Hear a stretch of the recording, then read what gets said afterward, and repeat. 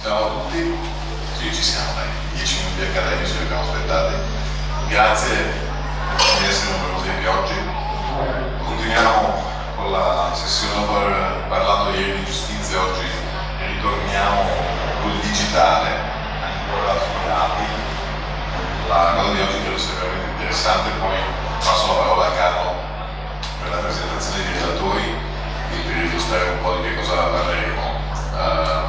Due parole solo su fuori programma di questa sera. Siccome ieri abbiamo anche annunciato casualmente Vittorio Feltri al Piemonti e gli abbiamo chiesto se aveva voglia di essere intervistato da qualche collega sull'attualità, e allora questa sera alle 7 al Cristallo ci sarà questa occasione e io la lancio così, e dopo siamo alla ricerca di colleghe volontarie che abbiano voglia di prepararsi in questa giornata e di intervistare in un'intervista collettiva Feltri. Poi per le adesioni date a Chiara Calicetti e per tutta l'organizzazione tecnica potete fare riferimento a lei, che sarebbe lei.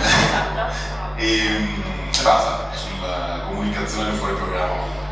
E poi Carlo, a te volevi due parole? Sì, allora in realtà un po' di colleghe, come dire, agguerrite, perché ovviamente per intervistare Feltri abbiamo bisogno di colleghe corazzate, credo, comunque sia.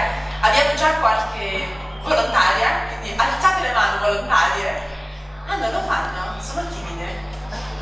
Il nostro obiettivo sarebbe di arrivare a, non so, 4-5, che potrebbe essere un numero carino, e in realtà 2-3 già ci sono, quindi se c'è qualche altra coraggiosa, insomma, venga da me senza nessun problema. Ma anche grande, su quale tema? In generale? Economico. Perfetto, allora c'è una collega dell'attualità, una collega della politica, una collega dell'economia, mi sembra fantastico. Chissà, magari dalla stasera anche qualcuno in più arriverà. Allora, per la logistica alle ore 14, diciamo verso le 16:40 al massimo, finirà l'incontro pomeridiano, quindi facciamo lo scarico, insomma, firma, e poi ci sarà una navetta qui dietro che ci porta al Cristallo. Questo per essere puntuale, in modo da poter inserire anche questo appuntamento, che quindi prima il Cristallo comincerà puntualmente alle 17 e alle 19 avremo questo fuori onda con Feltri. Poi a seguire l'aperitivo offerto dal coordinatorismo a tutti, e chi lo vuole, insomma, si può fermare a cena con le modalità che poi conoscete. Cosa? Facciamo tempo neanche a cambiarci. Beh, ma siamo qui tra colleghi, non credo che sia necessario andare in Gingheri. No. Ma sì, va benissimo, è il contenuto che ci interessa in questa occasione, non il contenitore. Va bene, grazie a tutti. Grazie Carlo. Grazie. Allora cominciamo. Oggi continuiamo con quel filo rosso che vi avevamo detto all'inizio, lunedì, e cioè quello di come si fanno le cose, oltre che dal punto di vista pratico, che è una cosa che probabilmente interessa alla maggior parte dei colleghi. Oggi è una giornata dedicata al data journalism. La mattina Marco Boscolo ed Elisabetta Tolla di Pubblica.ru, datajournalism.it, insomma, e una serie di altre collaborazioni, comunque questi sono le loro principali.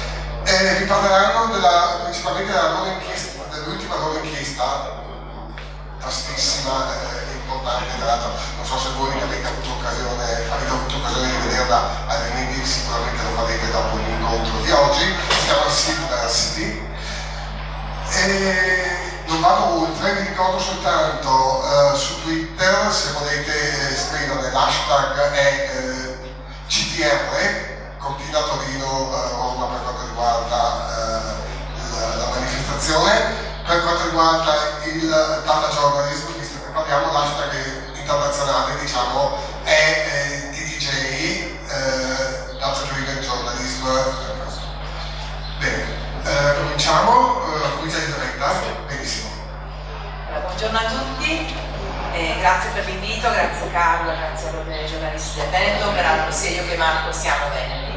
Siamo di Treviso e viviamo a Bologna ormai da molti anni, ma diciamo siamo molto contenti di essere qui oggi a raccontare un po' il lavoro che abbiamo fatto negli ultimi anni. occupandoci molto di giornalismo dei dati. Quindi quello che faremo oggi, giusto per inquadrare queste 3 ore che passeremo assieme, è in prima battuta una carrellata di alcuni esempi di inchieste fatte con i dati. Partiamo dagli esempi internazionali, che sono quelli che anche per noi sono stati un po' il punto di riferimento. Alcune inchieste che abbiamo fatto collaborando soprattutto con Wired, che è la rivista che più ci ha dato spazio finora per lavori appunto data driven, e poi dopo la pausa invece faremo proprio un focus sull'ultimo grosso lavoro, che è quello a cui accennava Carlo, che è Seedversity, che è un'inchiesta multimediale che ha una parte di dati e una parte video, e vi racconteremo anche come l'abbiamo finanziata, perché naturalmente un po' tutto il racconto si intreccerà anche con la sostenibilità di questo tipo di lavori, visto che sappiamo tutti che non è facile all'interno dei media del panorama nazionale trovare risorse per poi sostenere lavori che non sono sicuramente lavori che si esauriscono nell'arco di poche ore, ma che richiedono molte spese anche di viaggio e spese di post-produzione, eccetera. Allora, qui vedete tutti i nostri account Twitter, e l'ultimo di DJ It è appunto quello di datajournalism.it, che è il sito con cui chiuderemo questa carrellata e che è quello su cui noi stiamo puntando molto proprio come laboratorio sperimentale di storie che nascono dai dati. Partirei però invece dal primo sito che si è occupato in modo sistematico di giornalismo dei dati, che è il Datablog. Allora, intanto vorrei chiedervi, così so che ieri c'è stato Ernesto, che noi conosciamo molto bene, col quale collaboriamo tante volte a parlare di open data, quindi ha fatto sicuramente una panoramica su che cosa sono gli open data. Nel caso specifico oggi non parleremo di open data, ma di dati in generale. Sappiamo, penso tra colleghi sia molto chiaro, che forse quelli più interessanti ai fini giornalistici delle volte non sono quelli open, sono quelli che uno va a cercarsi e che non sono già disponibili e prontamente appunto aperti, ma invece dati che vanno raccolti e collezionati proprio perché devono raccontare una storia che non è così evidente. Vorrei sapere quanti di voi hanno avuto modo di o sperimentare o leggere o comunque avere un contatto col mondo del data journalism finora. Un paio di mani alzate. Avete fatto dei lavori dati nello specifico o no? Avete avuto modo di leggere delle inchieste di dati? Ecco, quindi forse do un attimo una definizione di che cos'è, come è nato questa pratica, perché non è che stiamo parlando di niente, cioè di giornalismo stiamo parlando, e noi ci teniamo anche sempre molto a dire che l'attenzione non deve essere tanto solo sul data ma sul journalism, perché lo vedremo oggi, è molto importante non perdere l'obiettivo, che è quello comunque di arrivare a raccontare un pezzo di realtà attraverso i dati. Il data journalism evolve da un movimento che nasce negli Stati Uniti negli anni 70, che è quello del giornalismo di precisione. L'idea è sostanzialmente di farsi aiutare da una serie di software nella elaborazione di grandi masse di dati. Possono essere i dati della pubblica amministrazione, appunto ieri avete parlato con Ernesto e anche con Roberto Scano, no? Sulla quantità di dati che possono essere e sono naturalmente disponibili, prodotti continuamente dalla pubblica amministrazione. Non è l'unica fonte, ma insomma è già una fonte molto importante, soprattutto in un paese come il nostro. E l'idea, diciamo, che nasce da Philip Meyer, che è uno dei giornalisti, proprio fondatore del movimento del precision journalism negli anni 70, è dire: se ho questa grande massa di dati posso farmi aiutare dai sistemi computerizzati per analizzarli, quindi andare a fare delle vere e proprie analisi statistiche. Un giornalismo che si avvicina molto alla ricerca per certi aspetti, e quindi diciamo che fa suoi gli strumenti della ricerca statistica. Il data journalism, che è un'evoluzione di questo movimento, in realtà è per certi aspetti una pratica che nasce dal fatto che questi dati oggi sono disponibili in rete, quindi molti giornalisti hanno accesso in maniera molto più immediata a queste fonti di dati, sia dei veri e propri database, dei veri e propri pezzi, diciamo così, di dati pubblicati ciclicamente dall'Ocse, dalla FAO, dall'Organizzazione Mondiale della Sanità, dai vari ministeri, dall'Istat. Possiamo scaricare direttamente le tabelle e fare noi un tipo di operazione che ci consente di elaborare queste informazioni e poi portarle, tradurle in un articolo, sia andare invece a utilizzare gli strumenti, per esempio i vari social media, che sono produttori di dati, no? Noi stessi siamo produttori di dati continuamente con questi oggetti qua, siamo monitorati, lo sappiamo benissimo, in continuazione, quindi produciamo dati sugli spostamenti, dati sulle comunicazioni, twittando per esempio generiamo conversazioni collettive che possono essere raccolte e analizzate. Ecco, il data journalism fa suoi questi strumenti di analisi statistica ma anche poi di visualizzazione direttamente online di queste grandi masse di dati. Uno dei primi ad aver avuto l'intuizione di renderlo, diciamo così, molto fruibile immediatamente, molto anche utilizzabile su base quotidiana all'interno di un giornale è stato Simon Rogers, questo giornalista inglese che tra l'altro ora lavora per Twitter, ma era un giornalista del Guardian ed è stato il fondatore del data blog.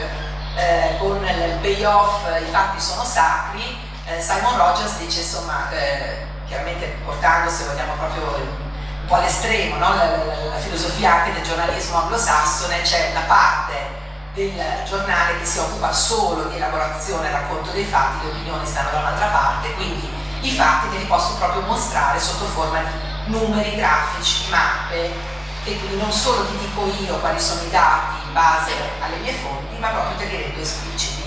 Addirittura ti restituisco, e questo è forse uno degli elementi più importanti, ti restituisco la base dati, cioè quando io pubblico un articolo di data journalism dovrei sempre, secondo un criterio che non è scritto da nessuna parte, ma diciamo è accettato in maniera molto ampia dalla comunità dei giornalisti che si occupano dei dati, pubblico anche la base dati, in modo da darti la possibilità di verificare quelle che sono state le mie interpretazioni, le operazioni che ho fatto, i confronti, eccetera.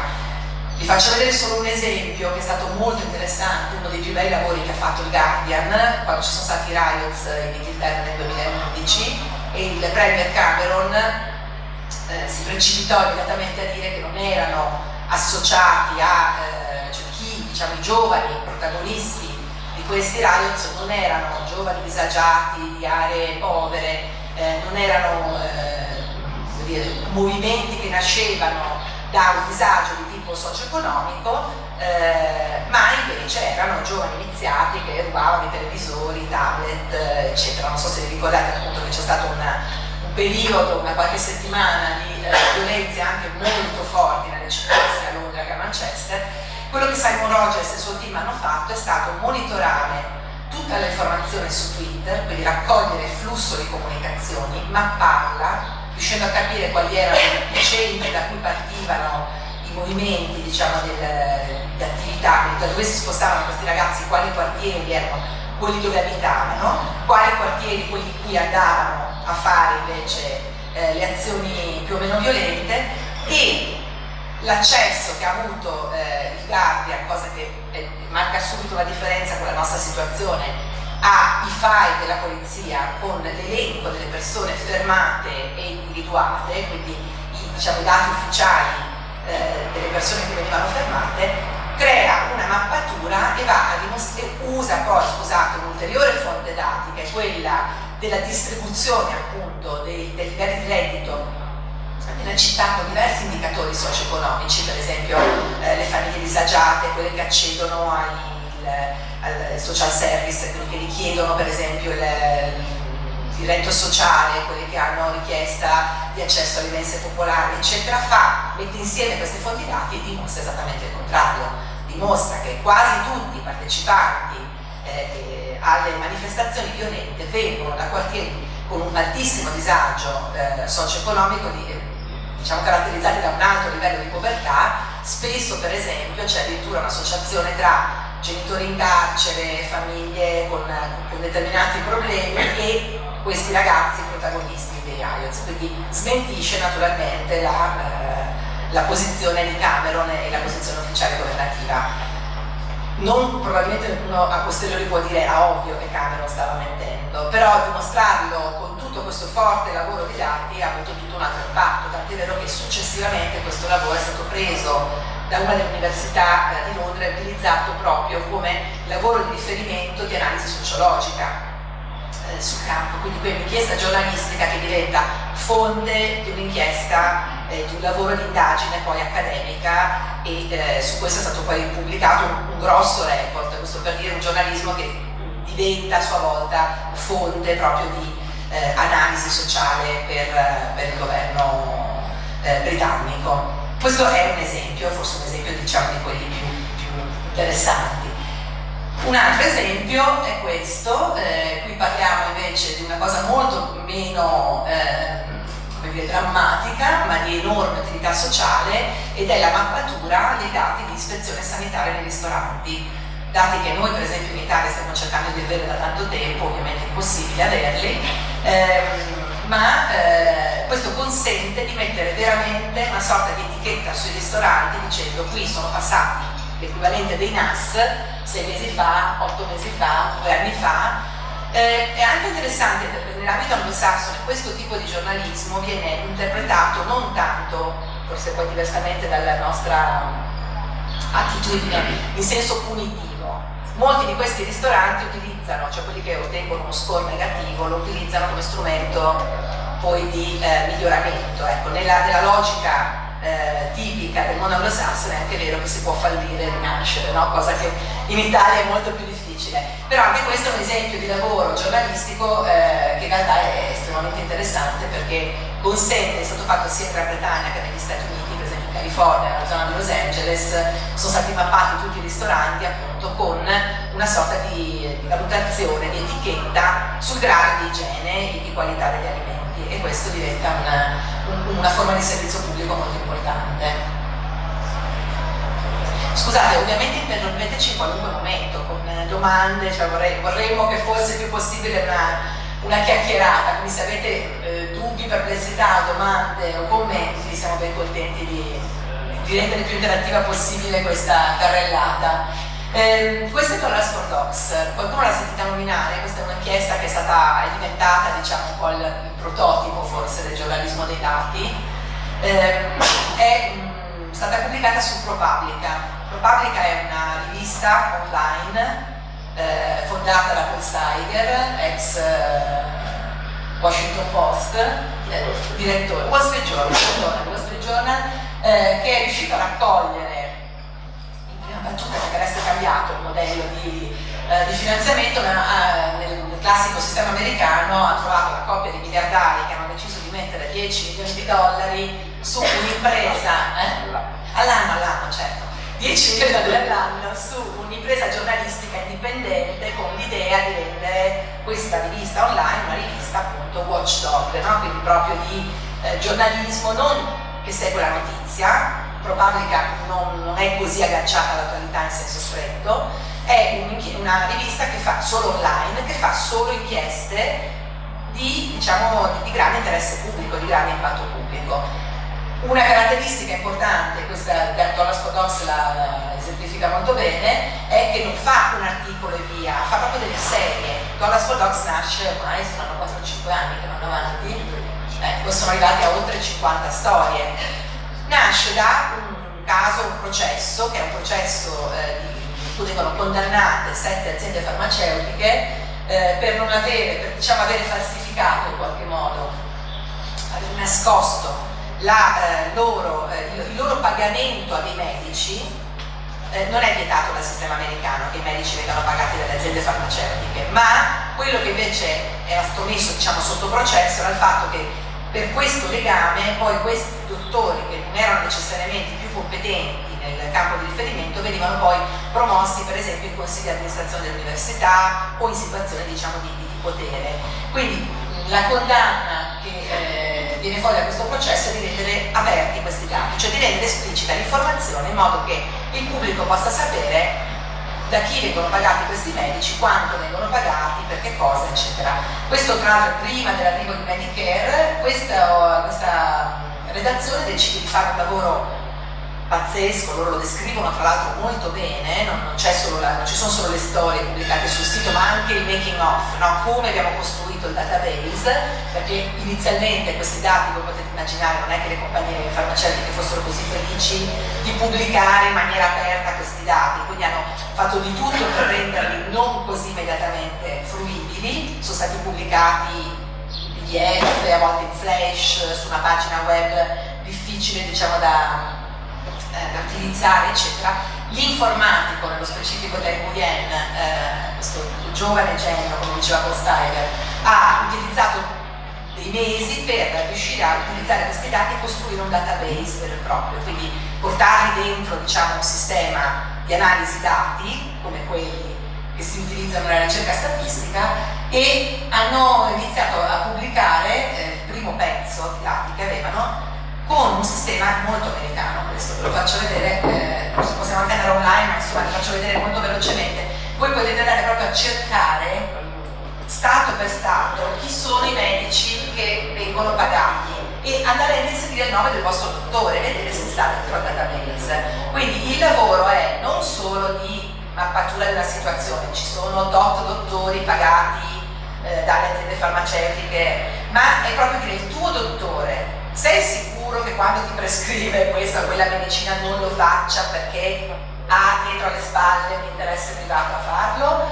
E questo lavoro avviato appunto 5 anni fa è cresciuto nel tempo, prima erano 7 aziende, poi sono arrivate a essere 13, ha costruito una cultura di trasparenza, cioè le aziende oggi forniscono spontaneamente questi dati, danno anno per anno le informazioni, anche perché quando Obama ha costruito Medicare ha proprio puntato sull'idea di creare anche questo tipo di informazione trasparente per il pubblico. Quindi ProPublica in quel momento ha detto: se noi costruiamo un buon sistema di informazione basato su questi dati, possiamo creare una sorta di prototipo sulla base del quale poi Medicare possa procedere con questo tipo di lavoro. Io posso mettere il mio John Smith, andare a vedere quanti soldi ha preso, da chi, per che cosa, perché naturalmente è anche diverso se è stato pagato per una conferenza, per una ricerca, ci sono, diciamo, diversi gradi di interesse che può avere il dottor John Smith. Questa inchiesta continuano a pubblicare, poi il lavoro enorme di costruire database fatto bene all'inizio dà dei frutti, perché ProPublica continua a pubblicare articoli anno dopo anno, mese dopo mese, e ha anche generato moltissime inchieste a livello locale. ProPublica ha la sede a New York, però il database poi è stato preso, utilizzato, questa è una cosa che per esempio per noi è molto difficile, ma che invece nel sistema americano, soprattutto di questo tipo di giornalismo, sta prendendo molto piede, la collaborazione tra diversi media. Loro pubblicano tutto in formato aperto, con l'esplicita proprio intenzione di far utilizzare i loro materiali, le loro fonti da altri media, e quindi amplifica enormemente questo, la potenza di questo lavoro qui, perché se io pubblico un database e poi sono l'unico che ci scrive le storie, capiamo tutti, perché facciamo tutti lo stesso mestiere, quanto limitato è la possibilità che questo database veramente venga utilizzato in tutte le sue potenzialità. Ma se io lo rendo pubblico e addirittura esplicitamente invito dei colleghi di altre città a dire: prenditi il tuo pezzo, poi vai a fare l'inchiesta sul campo, perché naturalmente poi il lavoro non finisce con la pubblicazione del database, no? Nascono tantissime storie per capire come quel dottore ha fatto così, come in quell'ospedale ci sono 8 medici su 10 del consiglio di amministrazione che sono pagati da Eli Lilly, eccetera eccetera, ok? Per fare un esempio. Quindi capite che qui siamo su proprio un piano di un giornalismo molto potenziato. Ok, faccio l'ultimo esempio internazionale, che è questo, USA Today. A me questo lavoro è piaciuto tantissimo. USA Today è l'unico quotidiano nazionale negli Stati Uniti, perché come dicono loro il New York Times è un quotidiano locale, fa un po' sorridere, ma è vero, cioè USA Today è l'unico quotidiano che copre, diciamo, l'intero territorio.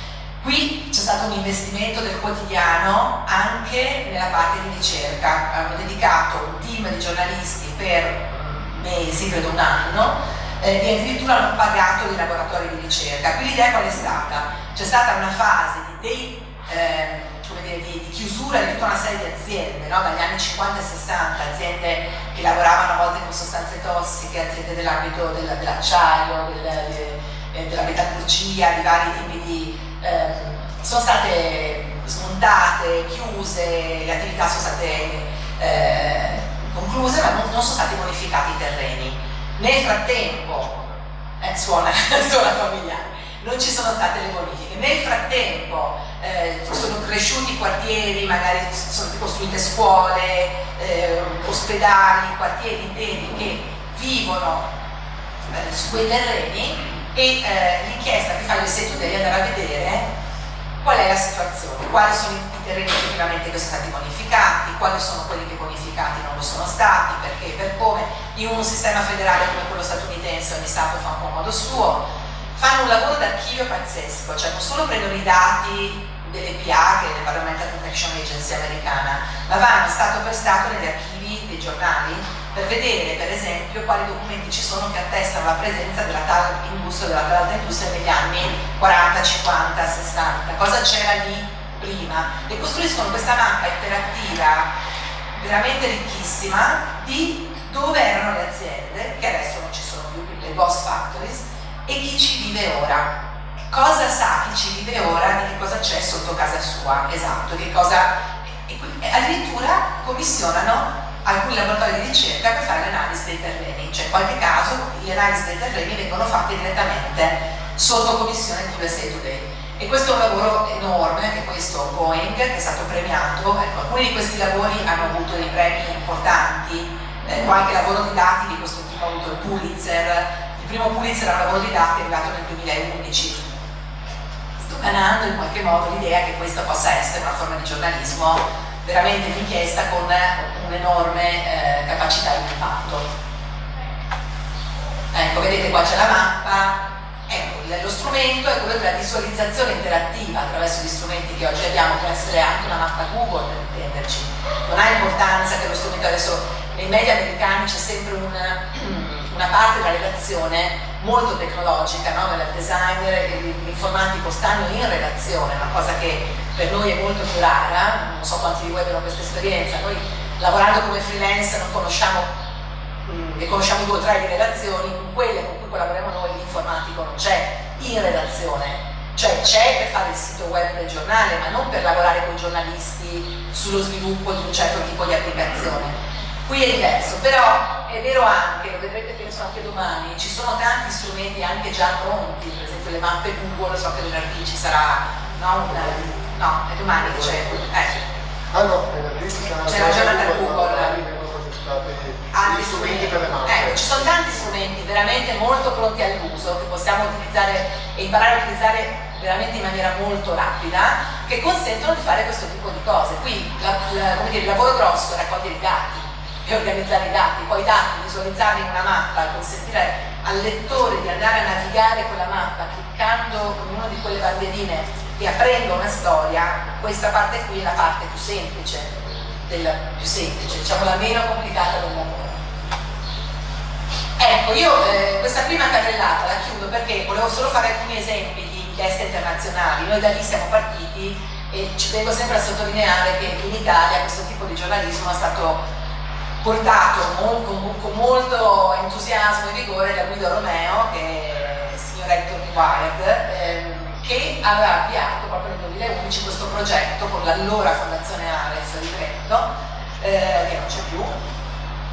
Questo progetto iData, in cui ha coinvolto anche me, poi Marco e altre persone, per cominciare a vedere come portare nel nostro contesto giornalistico questo tipo di strumenti, quindi come riuscire a fare giornalismo dei dati nelle situazioni dei media italiani che sono ovviamente molto diverse, principalmente direi molto meno finanziate rispetto ai media che abbiamo visto. E quindi siamo partiti da lì. Allora, un problema è il finanziamento, su quello torneremo dopo. L'altro problema è l'accesso alle informazioni. Ne avete sentito parlare ieri da Ernesto, quindi io là non mi dilungo, sapete benissimo che in Italia non abbiamo ancora una legge per l'accesso all'informazione.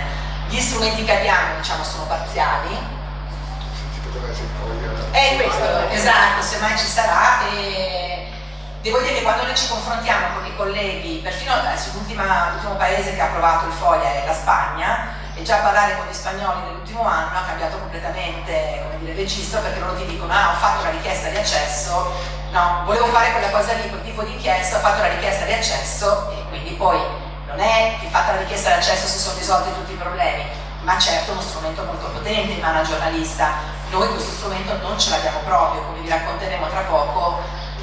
Questo inficia tantissimo la nostra capacità di ottenere le informazioni che potremmo poi poter rendere pubbliche. Sì, volevo dire una cosa sul Foglio, perché è notizia proprio di oggi che negli Stati Uniti la regista di Citizen for il documentario sulla storia della sua vicenda di Snowden, Laura Poitras, ha querelato il governo americano proprio perché in seguito al suo lavoro di documentarista è stata fermata 50 volte dalla polizia aeroportuale americana per delle indagini sui suoi device tecnologici, quindi computer, tablet, hard disk, cose varie, che secondo il suo avvocato erano illegittime, però lei non sa qual è la motivazione di questa indagine che viene fatta su di lei, per cui lei ha usato il FOIA per chiedere alla pubblica amministrazione americana che gli spiegasse la motivazione di questa situazione e il governo americano ha risposto no, non ti rispondiamo, motivo per il quale adesso lei può andare a processo avendo uno strumento legale a disposizione per cercare di capire la situazione dal nostro punto di vista. Quindi per dire la potenza di questo strumento è veramente forte e noi appunto non avendola non possiamo usare. La notizia di questa mattina perché lei stessa ha twittato che era già a processo. Ecco, un esempio immediato. Di oggi. Ecco, noi invece abbiamo gli spaghetti open data.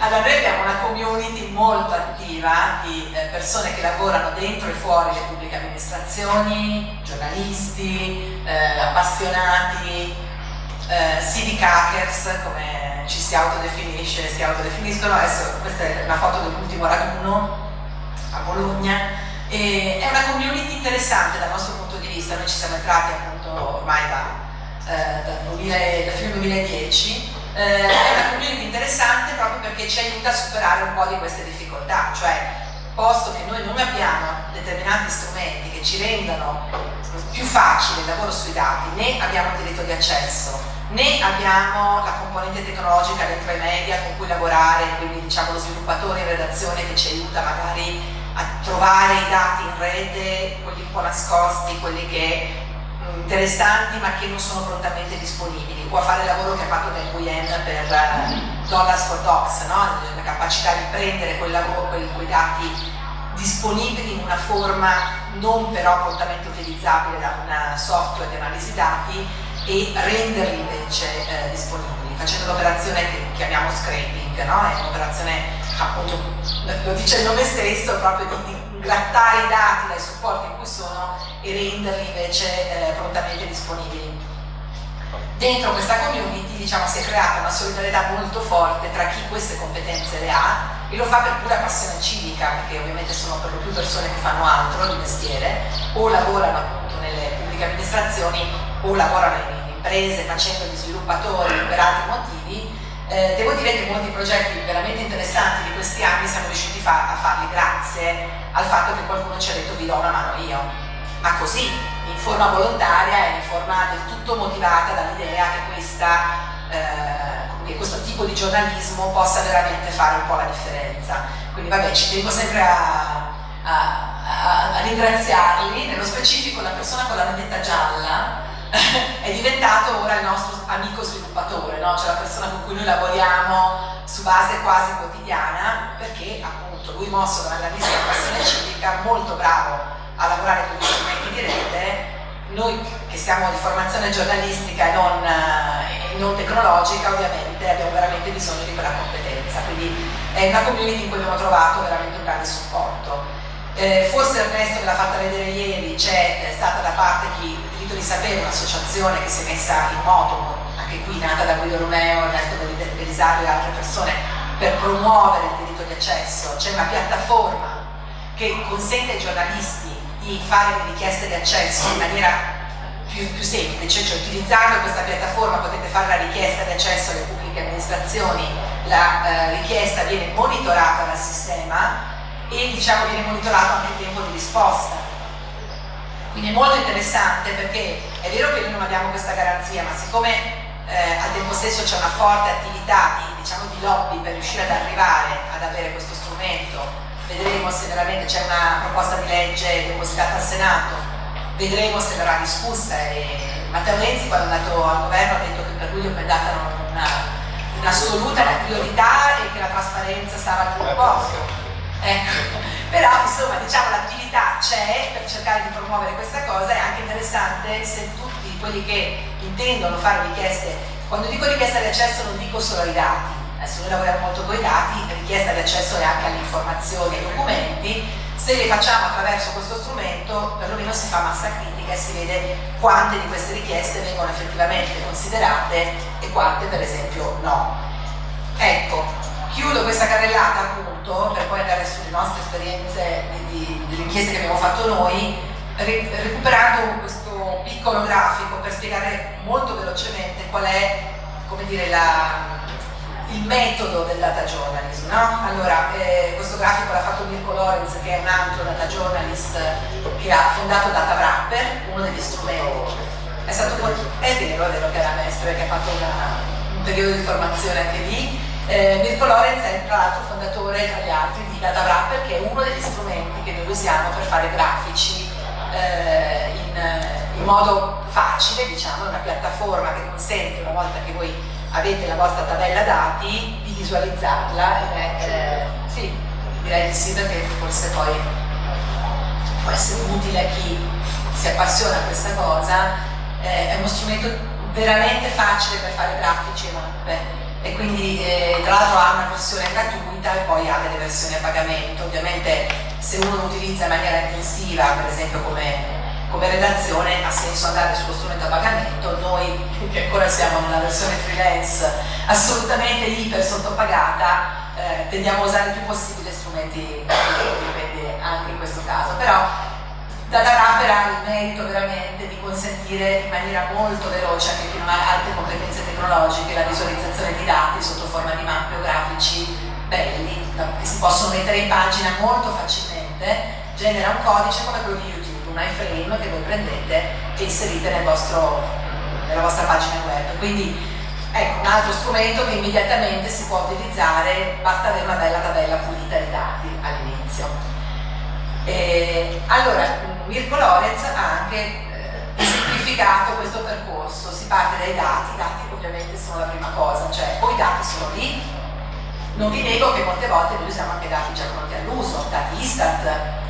Io devo dire che trovo estremamente più interessante scaricarmi i dati dell'Istat e provare a fare io i confronti e raccontare la storia in modo diverso rispetto alla rielaborazione del comunicato stampa dell'Istat, che è fatto bene. Peraltro devo dire, io ho grandissima stima dei colleghi dell'ufficio stampa di Istat, che sono tra quelli, tra i vari uffici stampa con cui ho a che fare, che rispondono più prontamente. Quando per esempio i dati sono quasi tutti pubblicati sul sito, perché l'ex presidente Giovannini aveva voluto un sito open data, quindi il sito dell'Istat è stato completamente rifatto, non ricordo se 2 o 3 anni fa, ed è veramente molto accessibile. Si possono scaricare i dataset già in formato usabile da software come Excel, che è il software che noi usiamo di più, Excel o LibreOffice, dopo se no mi uccidono i compagni ovviamente, diciamo Excel-like, ecco, insomma questi strumenti che consentono di lavorare in maniera molto veloce operando dei confronti. Istat consente di scaricare praticamente tutti i suoi dati.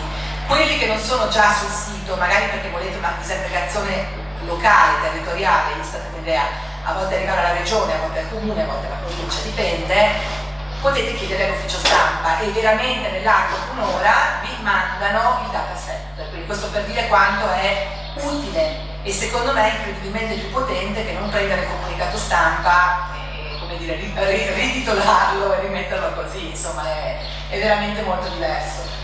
I dati vanno ovviamente filtrati, molto bello operare confronti tra fonti diverse di dati. Quindi per me per esempio spesso capita, non so, un'associazione, un ente studi, un centro di ricerca dice pubblico un dataset perché ho fatto un certo tipo di studio, io poi cerco sempre di vedere se ho altre fonti analoghe, la Banca d'Italia, la World Bank, l'Ocse, l'IFTA, che possono darmi un confronto e farmi capire se quei dati lì sono solidi o no, perché non è che tutti gli studi pubblicati, lo sappiamo molto bene, no? Solo perché hanno dei numeri allora sono fatti bene, cioè tante volte l'interpretazione dei numeri è forse la parte più difficile.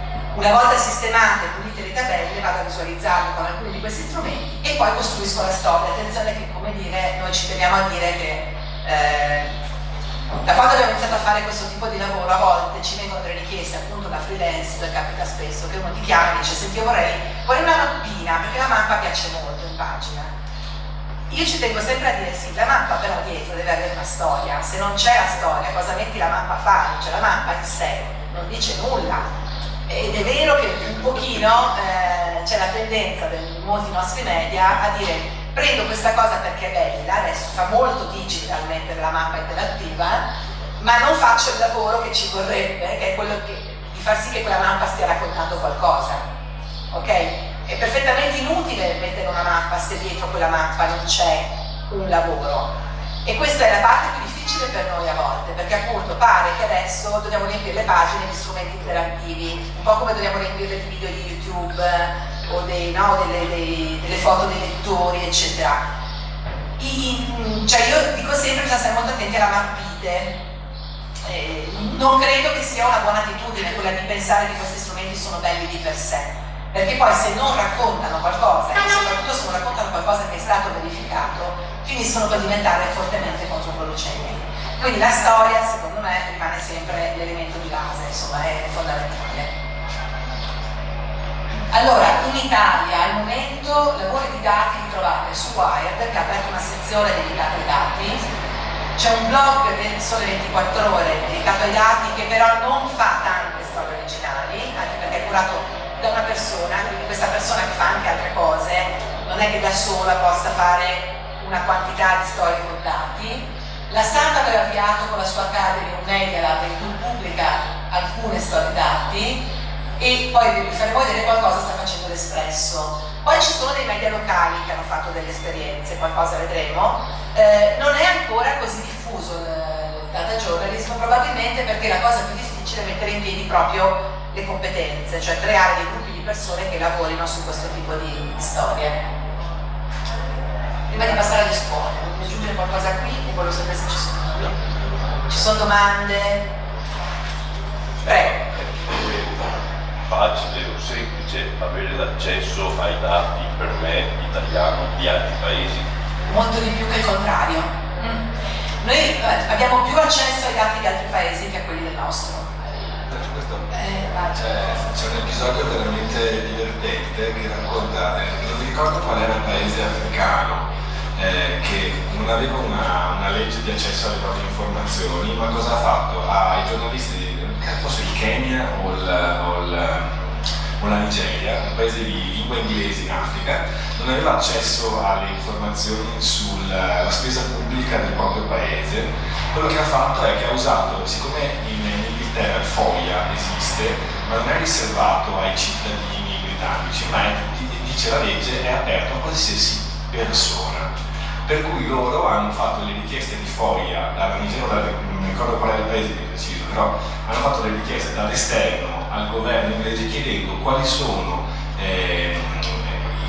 i soldi che vengono dati in aiuti internazionali nel proprio paese al proprio governo. Quindi in qualche modo, bypassando il problema, sono riusciti ad arrivare ad avere l'informazione. Quindi questo per esempio potrebbe essere un escamotage che a seconda della storia che uno ha da davanti può trovare un angolo non diretto per arrivare all'informazione.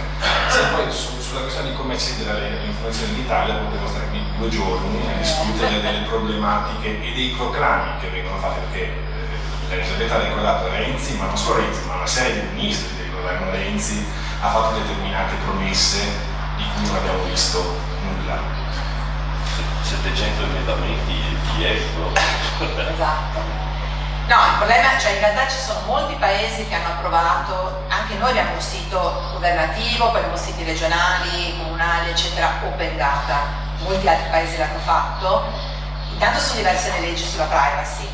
Noi dietro questa cosa della privacy nascondiamo veramente di tutto, per cui non so, negli Stati Uniti è possibile avere i dati sugli incidenti stradali, anche in Inghilterra, i dati sulla criminalità in Inghilterra si possono avere, non numero di omicidi per città, ma dove sono avvenuti, chi sono le persone coinvolte, cioè quindi il grado di dettaglio che è possibile avere è infinitamente più elevato, e abbiamo accesso anche noi, sì, perché sono pubblici, sono tutti online. Lo stesso per gli Stati Uniti. Ora, io non dico di arrivare al punto in cui devo mettere nome e cognome di chi è coinvolto, però noi dietro al discorso della privacy arriviamo a dire che non si possono dare i dati sugli incidenti stradali in una città. E per esempio abbiamo fatto un tentativo a Bologna di mappare gli incidenti delle biciclette, copiando proprio alla grande un analogo lavoro fatto a San Francisco, dove addirittura la città di San Francisco, grazie a questo lavoro di monitoraggio dei punti dove avvenivano più incidenti, ha rivisto la mobilità, cioè ha riorganizzato alcuni stessi unici, alcuni tipi di gestione del traffico. A Bologna i dati ce li ha passati un vigile in pensione di nascosto, perché era impossibile, la polizia stradale dice che non ha la possibilità di dare questo tipo di dati, senza chiedere veramente nomi e cognomi, semplicemente sapere quali incidenti, dove, quali sono i punti della città più pericolosi. Molto difficile. Allora io mi prendo ancora 5-7 minuti per raccontarvi questo lavoro che ho iniziato nel 2012, che è ancora ongoing, e poi passo a Marco sulla parte ospedale invece. Scuole Sicure è un'inchiesta che io ho iniziato con Guido Romeo dopo il terremoto dell'Emilia nel maggio 2012, perché mi occupavo, già ci occupiamo, appunto, io e Marco come giornalisti scientifici collaboriamo anche a volte con istituti di ricerca. Nello specifico lavoriamo con un sismologo di Bologna che si occupa di prevenzione del rischio sismico, un tema ovviamente importantissimo in tutto il paese e fortemente come dire, sottostimato e poco preso seriamente in considerazione. Quando c'è stato il terremoto dell'Emilia, la prima domanda che ci siamo fatti molti era appunto se c'erano dei dati sulla sicurezza delle scuole emiliane. Vabbè, ovviamente a me nasce dal fatto che io ho un figlio, ero a scuola nel momento del terremoto, quel mattino, ed è la prima domanda che uno si fa, ma da cittadino sei lì, trema tutto, dici sarà sicuro lasciarlo qui? E quindi da lì siamo partiti lavorando con questo sismologo per capire se questi dati sono disponibili o no. E lui mi ha detto: guarda Elisabetta, devono essere disponibili perché 10 anni fa, quindi andando esatto qua a San Giuliano, se vi ricordate quando è crollata la scuola di San Giuliano di Puglia, nel Molise sono morti 27 bambini e un insegnante, ci fu immediatamente sull'onda emotiva, questa scuola, se vi ricordate, è crollata perché era stata ristrutturata male, cioè era stato costruito un piano con un tetto in cemento che non era assolutamente a norma, diciamo, era completamente sbagliata la ristrutturazione.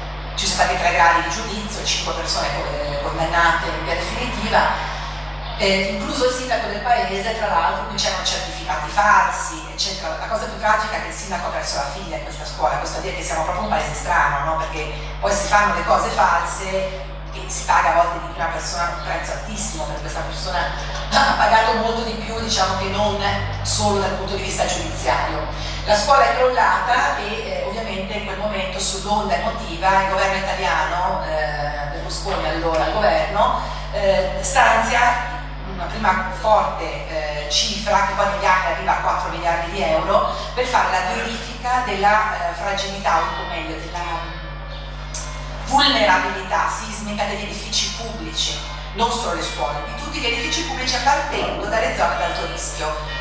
Quante sono le zone ad alto rischio? Quanta parte del territorio occupano secondo voi? Allora, il 50% dell'Italia è ad altissimo rischio. Il paese è tutto sismico e sostanzialmente sono 2 le zone a basso rischio, nel senso che hanno una bassa frequenza di terremoti, perché ogni volta sbagliamo pensando che per esempio la Sardegna non abbia rischio sismico, ce l'ha, solo ha delle ricorrenze molto lunghe, quindi diciamo non è un territorio dove ci siano grandi probabilità. Quindi va bene, partiamo, io inizio a chiedere a destra e a sinistra informazioni per capire quanti soldi sono stati spesi e quali scuole sono state verificate. La mia domanda era, ingenuamente, perché questa è la prima inchiesta dati su cui mi sono imbarcata, tra l'altro vabbè da matti, perché voi capite, senza avere mai fatto un lavoro così, pensavamo di partire con qualcosa di piccolino. Quindi io chiedo ovviamente al MIUR, dico scusate, i dati sull'edilizia scolastica ci saranno ovviamente. Ve la faccio molto breve, vai pure avanti.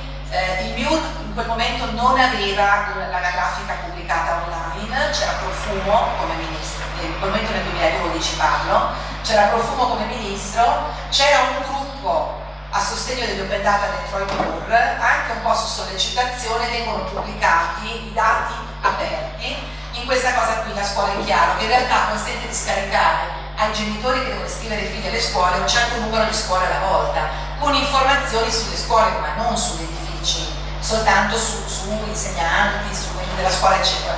E qui c'è dati, si va dentro, si scarica uno zip e scopriamo che è un'anagrafica vecchia, un'anagrafica mai aggiornata. Insomma, ve la faccio breve, al MIUR non sanno nemmeno quante sono le scuole italiane esattamente e quali sono gli edifici che oggi ospitano una scuola. Perché in Italia, ovviamente, come siamo strutturati noi sul territorio, abbiamo delle scuole, soprattutto nei paesi, adesso gli Appennini dove abitiamo noi, ma in tutti i vari paesi, diciamo non nelle città, dove le scuole di anno in anno possono avere una classe in più, una classe in meno, un pezzo di scuola che apre, che chiude, eccetera. Quindi questa situazione non è aggiornata, ma non è che non è aggiornata l'ultimo anno, non è aggiornata da anni. Sono circa 42.000 le scuole italiane, ok, pubbliche. Parliamo di scuole pubbliche perché non mi sono nemmeno sognata di andare a cercare altri dati, sono circa 15.000 quelle private. L'unica, insomma, una lunga trafila, un luglio come quest'anno bollente, passiamo 2 mesi a chiedere dati a destra e a sinistra, con email, con richieste, tutto quanto, muro di gomma totale. Un funzionario della protezione civile ci dice: guardate, l'unica informazione che potete avere sono i dati sulla Gazzetta Ufficiale degli stanziamenti fatti per fare queste verifiche. Quindi prendiamo la Gazzetta Ufficiale, questo PDF regione per regione, e andiamo a vedere, vedete, tutte le informazioni, a parte che trasformare questo in un file PDF, in un file Excel, è stata un'impresa veramente certosina, a mano praticamente, perché non c'era modo di automatizzare questo lavoro, e in più l'anagrafica del MIUR, quella vecchia, non corrispondeva con queste informazioni, perché sarà esperienza di tutti che le scuole cambiano nome, che a volte hanno un nome comune, un nome ufficiale, che l'indirizzo può essere davanti o dietro perché ci possono essere 2 entrate. Quindi per tantissime scuole noi siamo dovuti andare letteralmente una a una a vedere o sul sito della scuola o sul sito del comune quali fossero le indicazioni. Solo Lazio e Abruzzo ci hanno dato i dati relativi alle verifiche effettuate con il risultato della verifica. Quindi alla fine siamo arrivati a fare una mappa che noi abbiamo definito con Guido la mappa dell'ignoranza, perché veramente di 42.000 scuole abbiamo saputo che ne sono state verificate meno di 3.000. Questo in 10 anni, pensate.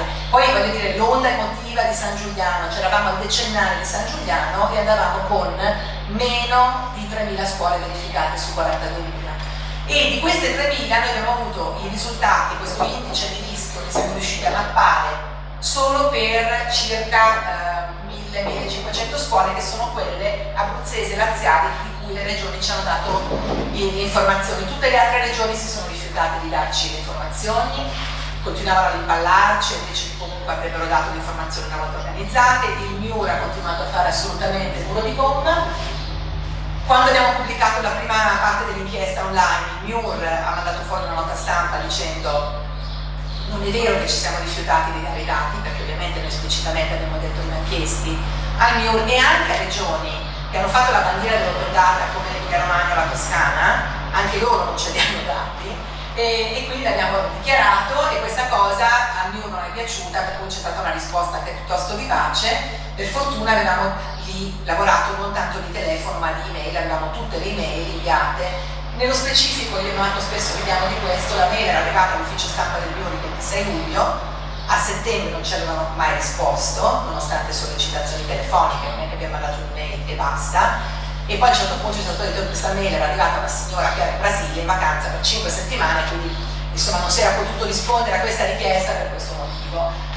Va bene, poi in realtà la storia è diversa, chiaramente un dirigente del MIUR ci ha poi rilasciato un'intervista ammettendo che loro i dati non li vogliono dare, perché i dati dicono qualcosa di molto grave, cioè che le informazioni che non ci sono, non sono puntuali, comunque indicano che più della metà delle scuole italiane sono ad alto rischio, e quindi ovviamente nessuno vuole prendersi la responsabilità politica di dire: sapete, mettete i figli in una scuola che non sappiamo se sta in piedi quando viene una scossa di terremoto, a parte che non sappiamo neanche se sta in piedi comunque un controsoffitto, per come sappiamo dalla cronaca. L'effetto che abbiamo avuto immediato è che quel settembre è stata pubblicata una sorta di report sull'edilizia scolastica al MIUR, ma non scuola per scuola ovviamente. E io da genitore, penso qualunque cittadino, voglio sapere se la scuola dove va mio figlio è sicura, anche un po' egoisticamente, ma è così. E lì non ci siamo mai arrivati. Ecco, mi interessavano quella di prima, scusami.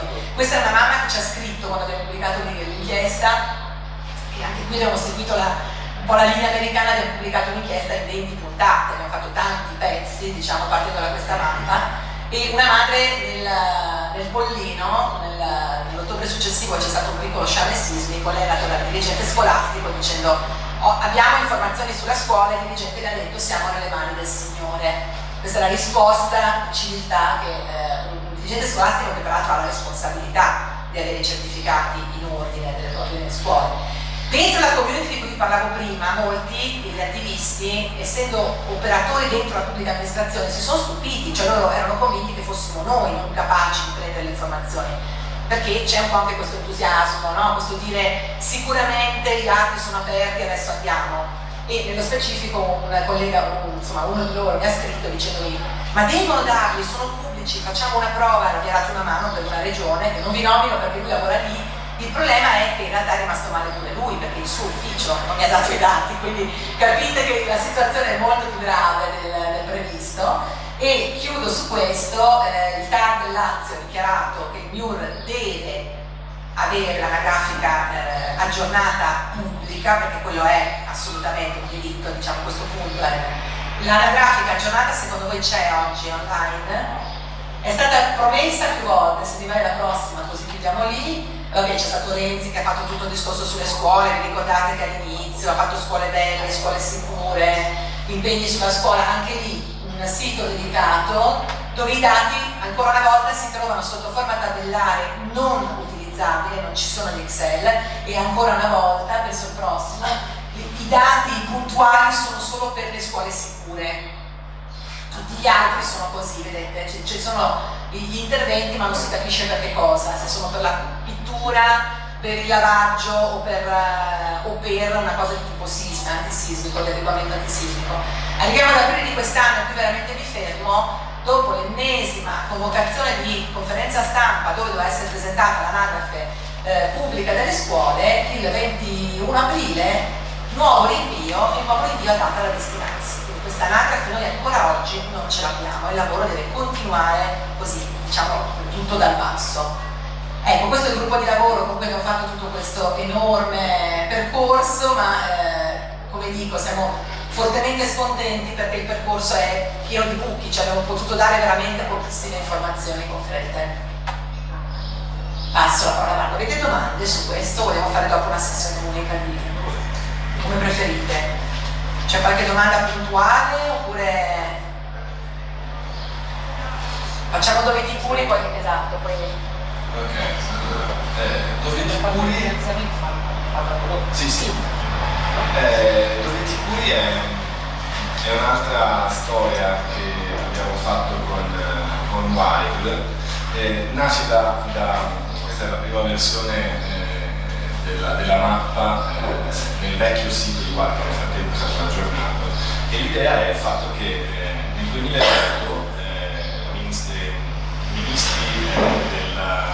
in delega alla sanità Sacconi e il ministro della pubblica amministrazione Renato Brunetta del governo Berlusconi decidono che bisogna trovare un sistema per monitorare l'andamento delle aziende sanitarie regionali, perché c'è una spesa enorme. Pensate soltanto che a livello di budget regionale molto spesso la sanità pesa per il 60, anche il 70% del bilancio, quindi è una spesa enorme, e quindi dice dobbiamo trovare un modo per erogare quello che si chiama il Fondo Unico per la Sanità, che è il fondo nazionale con il quale si appianano i debiti delle aziende regionali sanitarie, e trovare un modo per distinguere chi è bravo da chi è meno bravo, in modo da capire dove c'è bisogno di andare a mettere dei soldi e dove invece si può intervenire con quella che è una sorta poi di idea che avevano loro di commissariamento dell'azienda sanitaria. Insomma, poi l'altra fila è anche politica ed è molto complicata, ve la risparmio, se volete ne parliamo di fronte al caffè, ma è veramente lunga.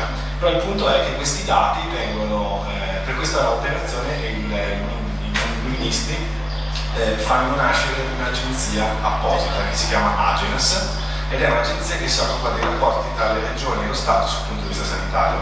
Tra i compiti che ha Agenas ha quello di raccogliere le informazioni su quelli che si chiamano esiti ospedalieri, cioè su come vanno i reparti ospedalieri dal punto di vista della qualità erogata. Tradotto, quanti morti ci sono a seconda dell'intervento. Quindi abbiamo ospedale di Cortina d'Ampezzo, ci sono ogni anno tot interventi di valvuloplastica al cuore, dopo 30 giorni quanti sono i morti, quanti sono invece quelli che sono Foravini, ed è un metodo scientificamente riconosciuto a livello internazionale per valutare la qualità del servizio erogato dall'ospedale, dal singolo reparto.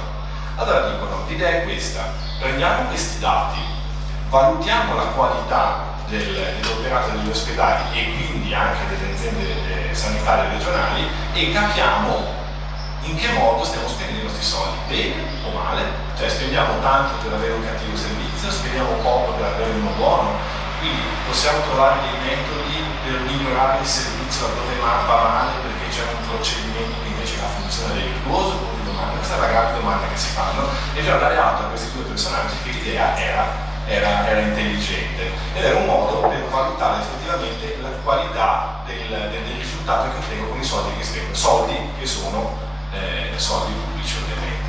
Allora, questi dati esistono dal 2008, sono puntuali, quindi esistono per tutti gli ospedali italiani, pubblici e privati, case di cure come policlinici, sono prodotti dalla pubblica amministrazione e quindi in qualche modo sono qualche frutto dell'investimento che i cittadini hanno fatto nella pubblica amministrazione, ma sono riservati alla consultazione esclusivamente agli operatori sanitari.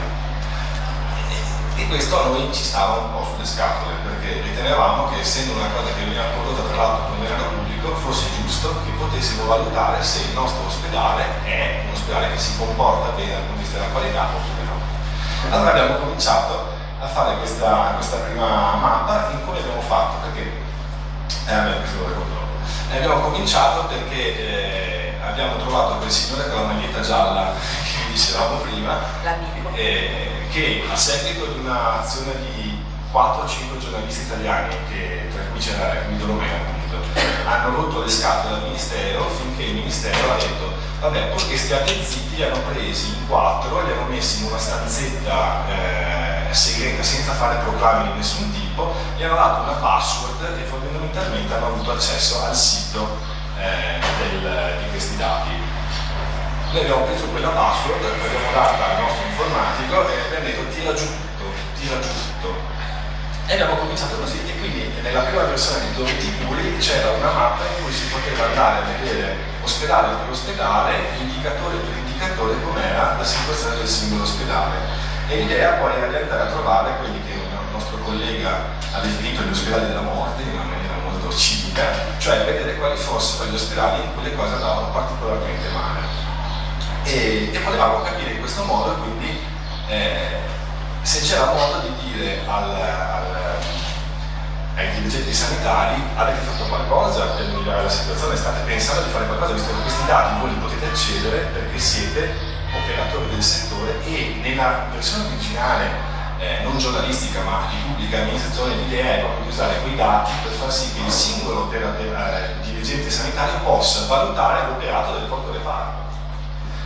Allora, questo si scontra con questo proclama che io ho preso da Napoli Today, ministro Lorenzin, che dice facciamo gli open data della sanità. Benissimo, allora questi dati di Agenas diventeranno pubblici? No. Addirittura il direttore scientifico di Agenas, che è ora in pensione, in un'intervista che ci rilascia nella prima versione della storia, dice: fosse per me, io quei dati li metterei a disposizione di tutti in open data, ma il Ministero non vuole. Perché? La motivazione classica che viene data è che in questo modo il cittadino sarebbe influenzato nelle scelte che fa in materia di salute. Cioè, tradotto, siccome il cittadino è capara e non è capace di decidere da solo se una cosa è buona oppure no, allora non gli diamo nemmeno l'informazione. Cioè, quindi c'è una versione paternalistica della visione della gestione sanitaria in cui non diamo l'informazione perché non sei in grado di gestirla.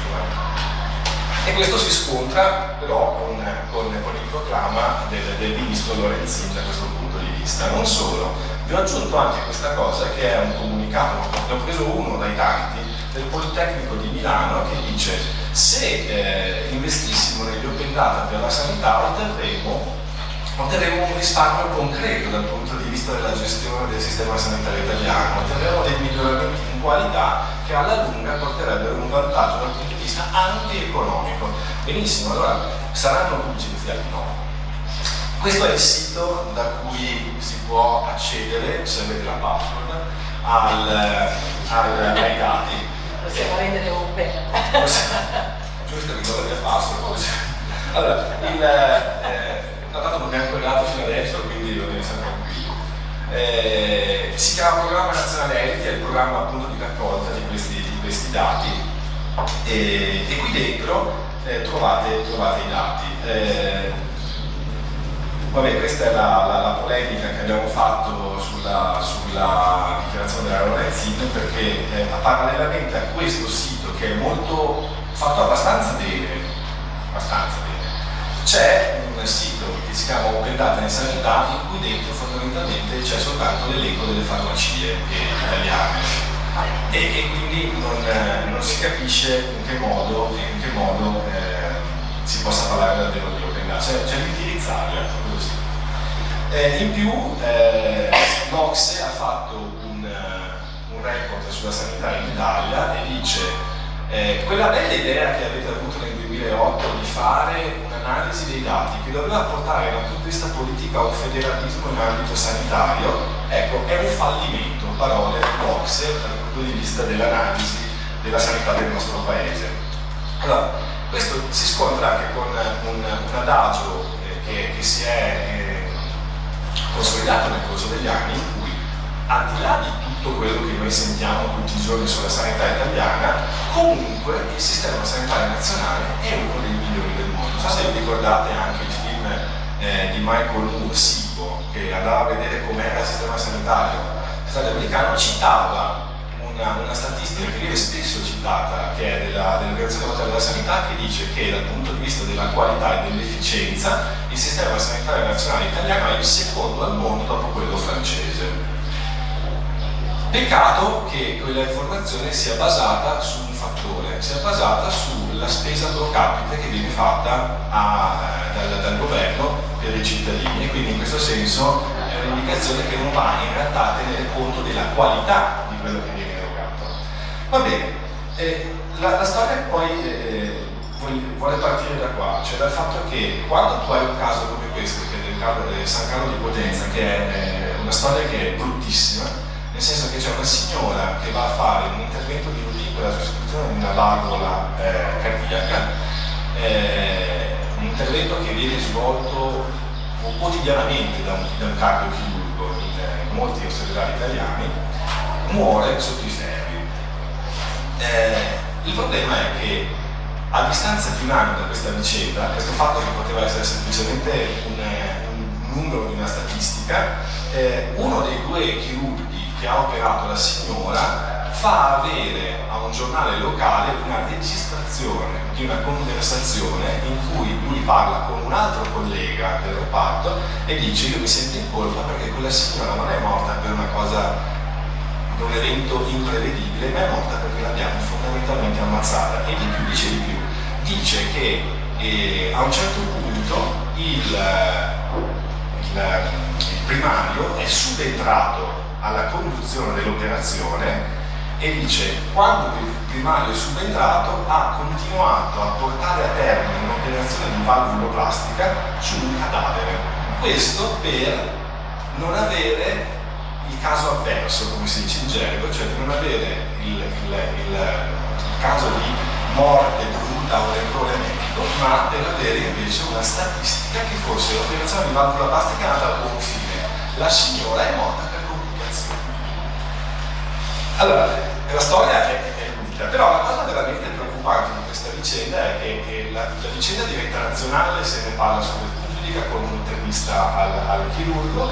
Quello che è veramente raccapricciante dal nostro punto di vista è che la cardiochirurgia del San Carlo di Potenza, se uno va a vedere i dati, andava già malissimo prima, cioè aveva un tasso di mortalità per gli interventi di valvola plastica molto più alto della media nazionale. E quindi la domanda è: ma il dirigente sanitario che dirige quel reparto non aveva a disposizione quelle informazioni per fare qualcosa?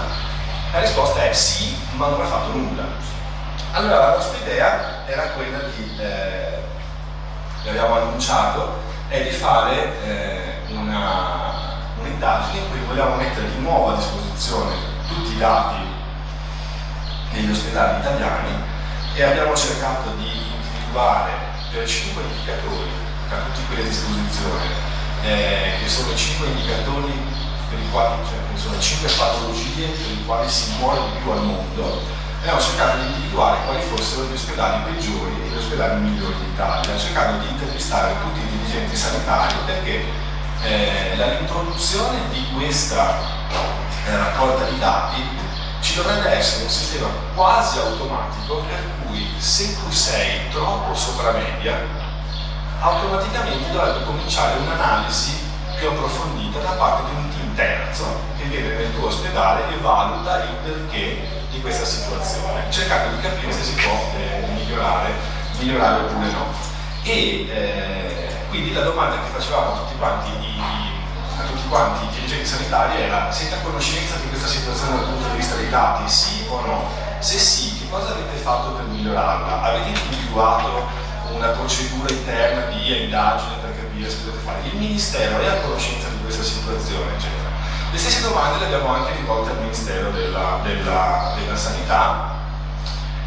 Noi avevamo chiesto in realtà di poter fare un'intervista al Ministro, che ci è stata negata perché dice che era meglio se parlavamo con la dirigente di riferimento per il piano nazionale esiti.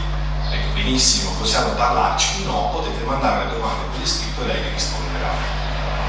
Ci abbiamo messo un po' di tempo, però ci ha risposto e fondamentalmente quello che dice il Ministero dei Soldoni è sì, sappiamo di questa situazione, però non è competenza del Ministero, è competenza delle aziende regionali fare luce all'interno della situazione. Se tu parli con le aziende regionali dicono no, deve essere il singolo dirigente locale che decide come fare, come intervenire, di fatto si impallano l'uno con l'altro, ma quindi si mette a punto un sistema per fare l'operazione di controllo, però non si capisce poi di chi sia la responsabilità. E siccome il Ministro, come anche i direttori sanitari regionali sono di nomina politica, voi capite che il balletto è un po' un valzer di negazione di responsabilità.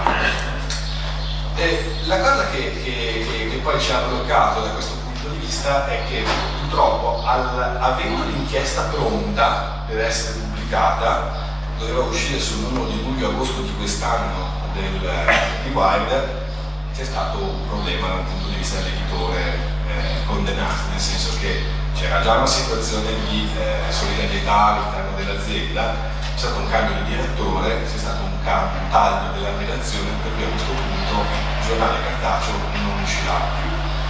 E quindi in questo momento siamo in un limbo nel quale l'inchiesta fondamentalmente è pronta, ma non l'abbiamo ancora pubblicata. Esiste soltanto, questa l'abbiamo pubblicata a maggio, è la mappa aggiornata con tutti gli indicatori che si trova a questo indirizzo che vedete lì sotto, però con un piccolo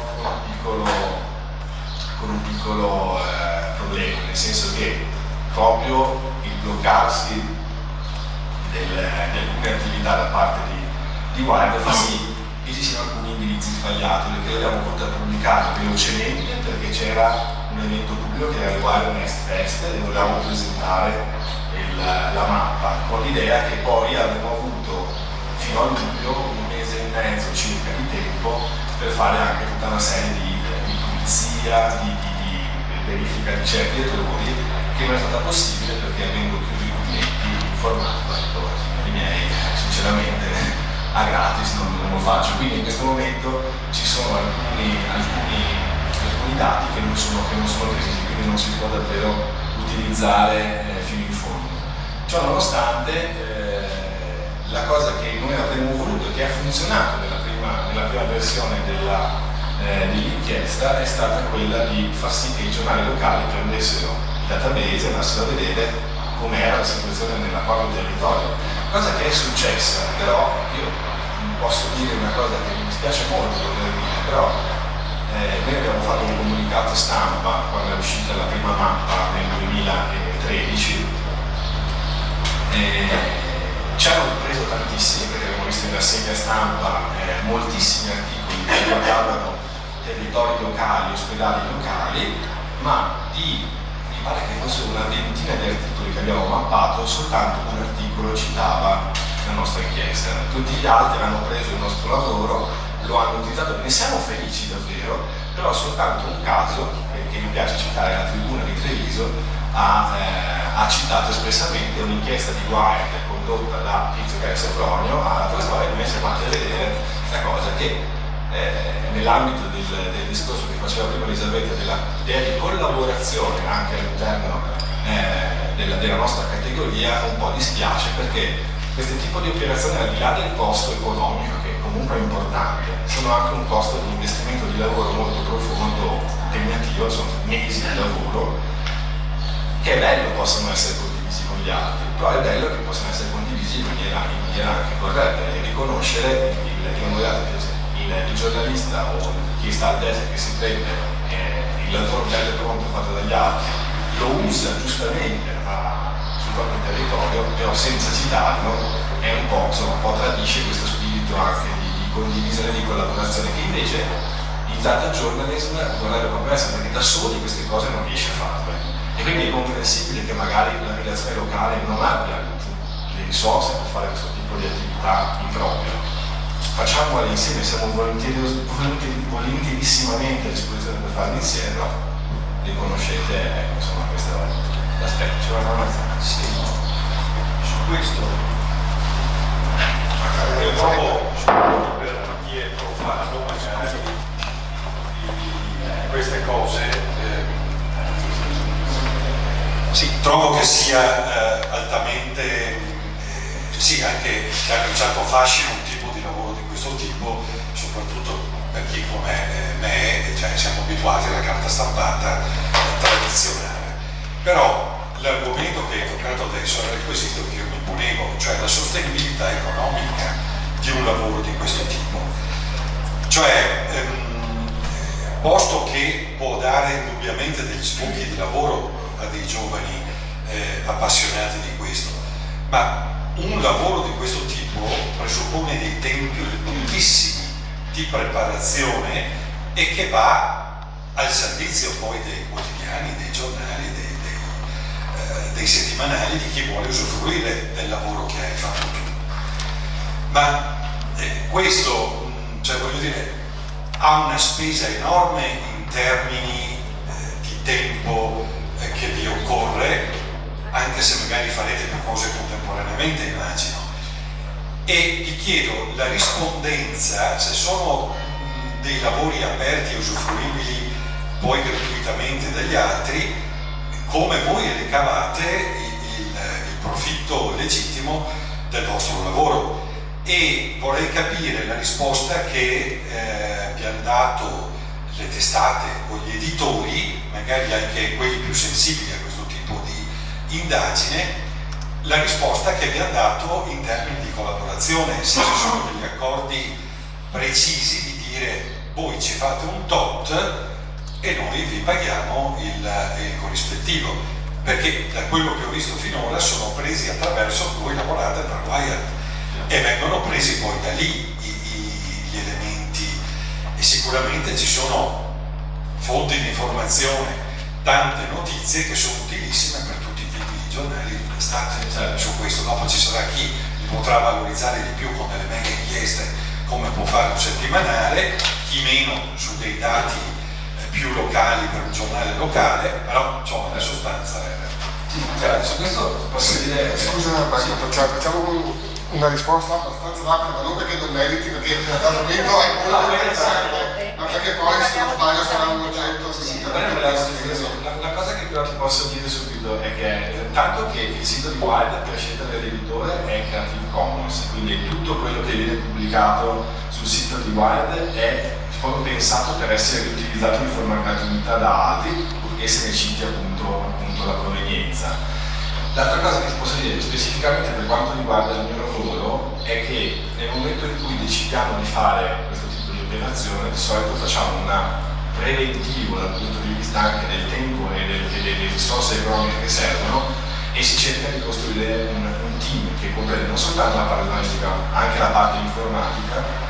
E in questo caso, per esempio, Wild aveva deciso di fare un piccolo investimento su questa storia, che poi è saltato perché la vicenda aziendale è altra, però l'accordo abbiamo cominciato a fare quest'ultima parte, è cominciata a dicembre dell'anno scorso, e il nostro obiettivo era lavorare 6 mesi per arrivare all'estate con la storia finita, e siamo stati coinvolti 3 giornalisti e 2 informatici, e su questo c'era un budget specifico, però è una contrattazione che viene di volta in volta tra l'esterno, come noi, l'interno, che è il nostro capo servizio che ha deciso di portare avanti questo progetto, il direttore e l'editore, perché è un triangolo piuttosto complicato, e hai ragione su questo.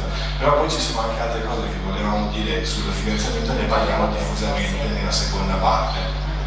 No, solo perché volevo solamente aggiungere una parola su questo. Nel mio caso la cosa delle scuole è stata la prima inchiesta fatta così, e lo dico sempre molto tranquillamente. Quando mi è arrivata la richiesta di fattura per i vari pezzi, ho guardato, cioè era veramente, l'offerta economica era pari alla news da sito, sappiamo tutti di cosa stiamo parlando, no? 35,5 euro.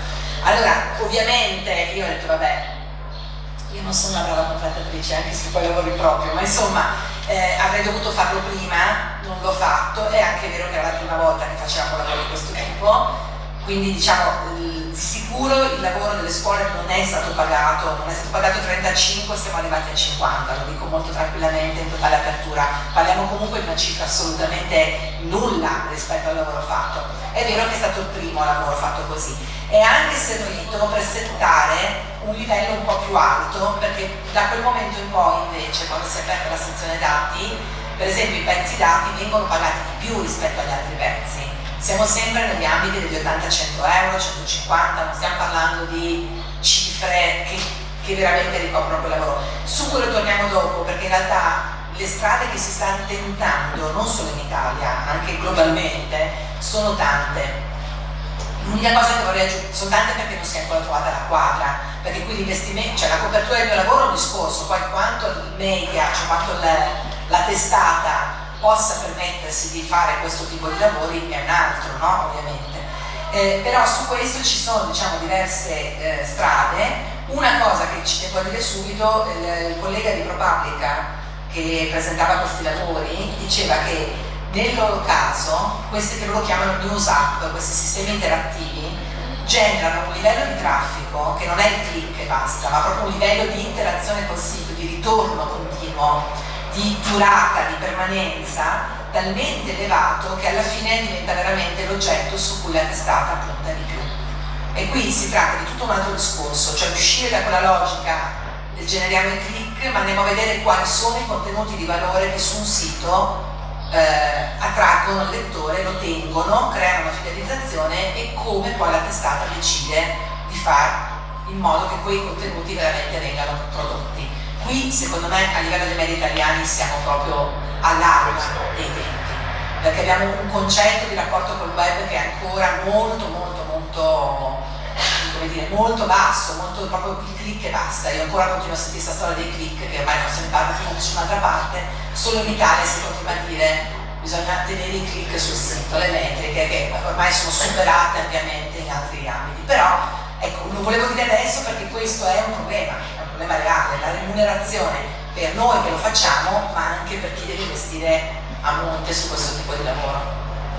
Poi ne parliamo ancora, Sì, io interromperei adesso. Sì, facciamo i soliti 10 minuti di pausa adesso e quindi ci vediamo verso le 11:15, 11:50. Grazie.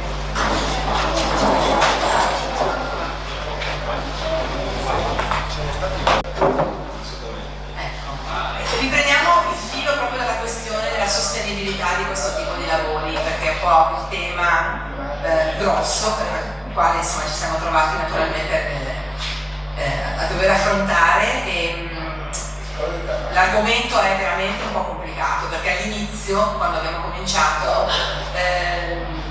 la relazione con i media era facciamo questa proposta, proviamo queste cose nuove, la reazione era sì, ma no, come facciamo? Esatto.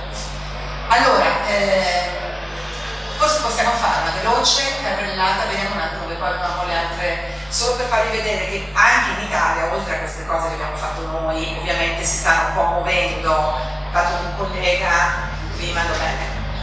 Là.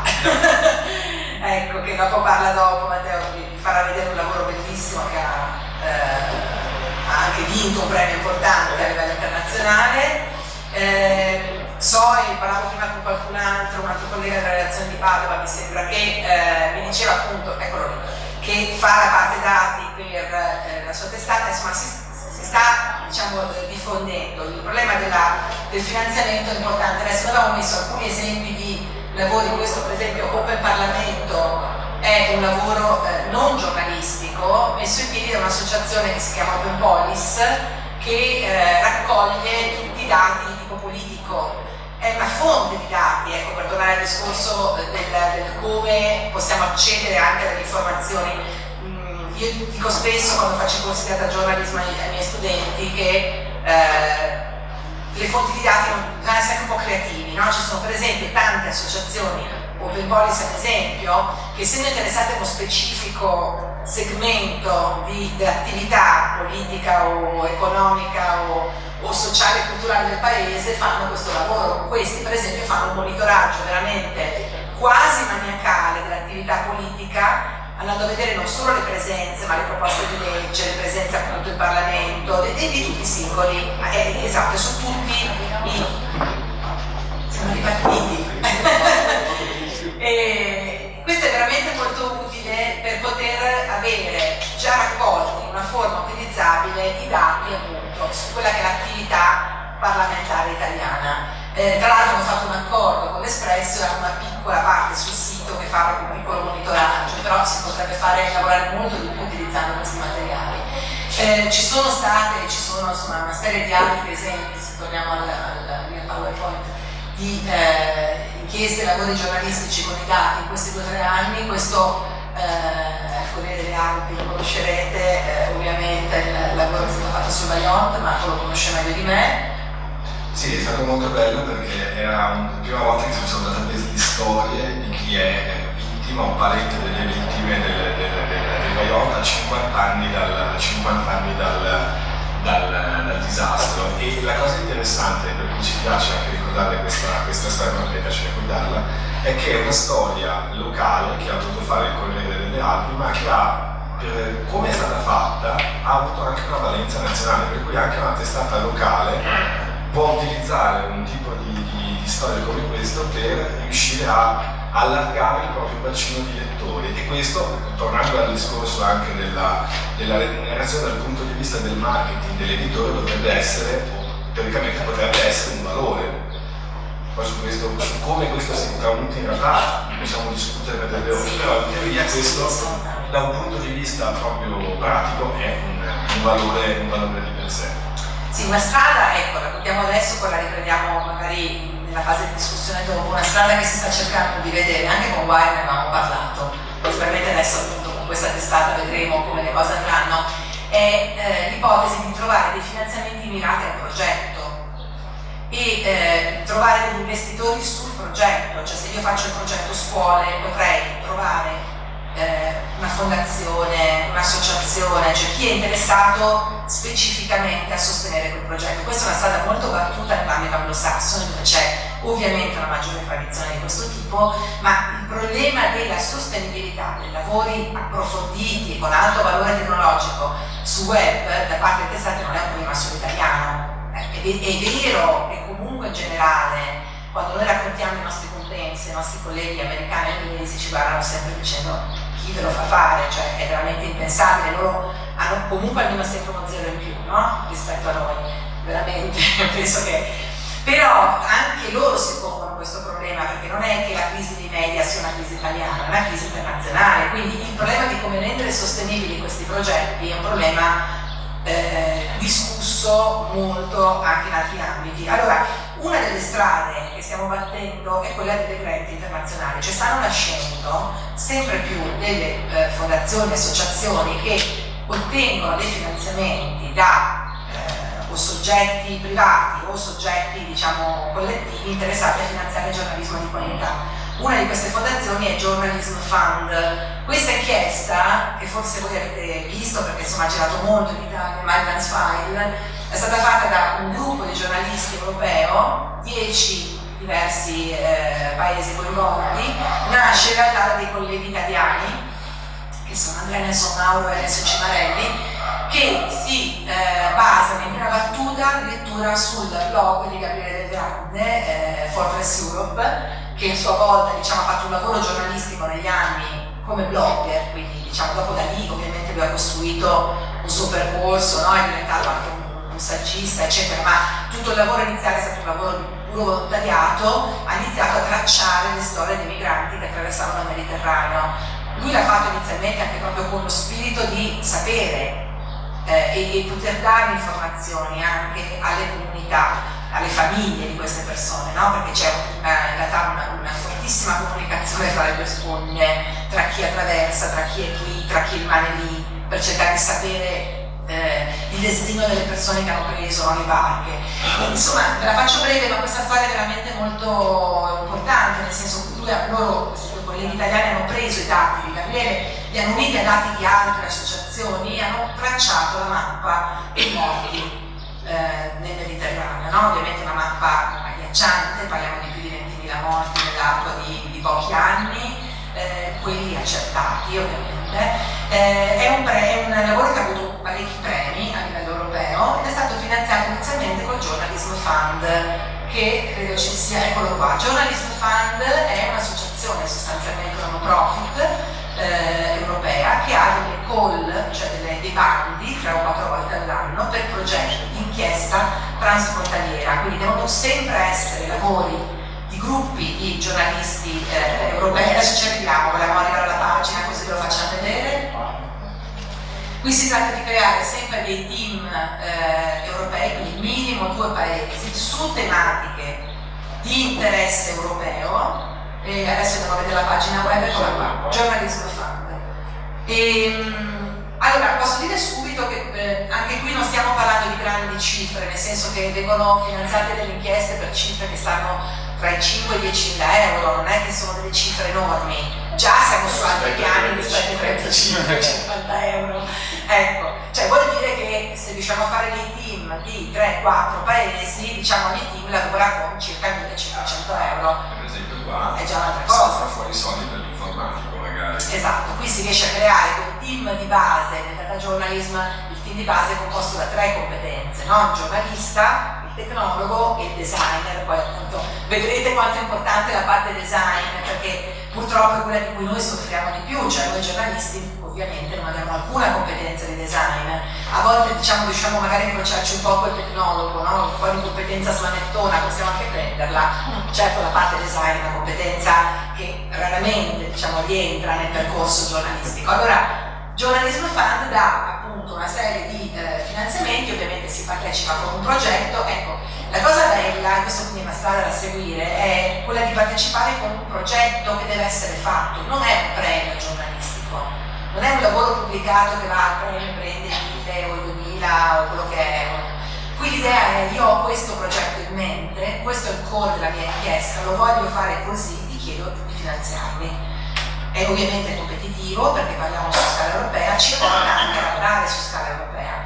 Quindi l'invito anche alle redazioni italiane è essere un po' di più capaci di guardare al mondo internazionale, perché vi devo dire che finora sono solo i freelance che partecipano a questi bandi qua. È ovvio che noi lo facciamo perché è l'unico modo per noi di lavorare essendo pagati, perché se aspettiamo appunto di essere remunerati 35 euro a pezzo, capite che è grama, no?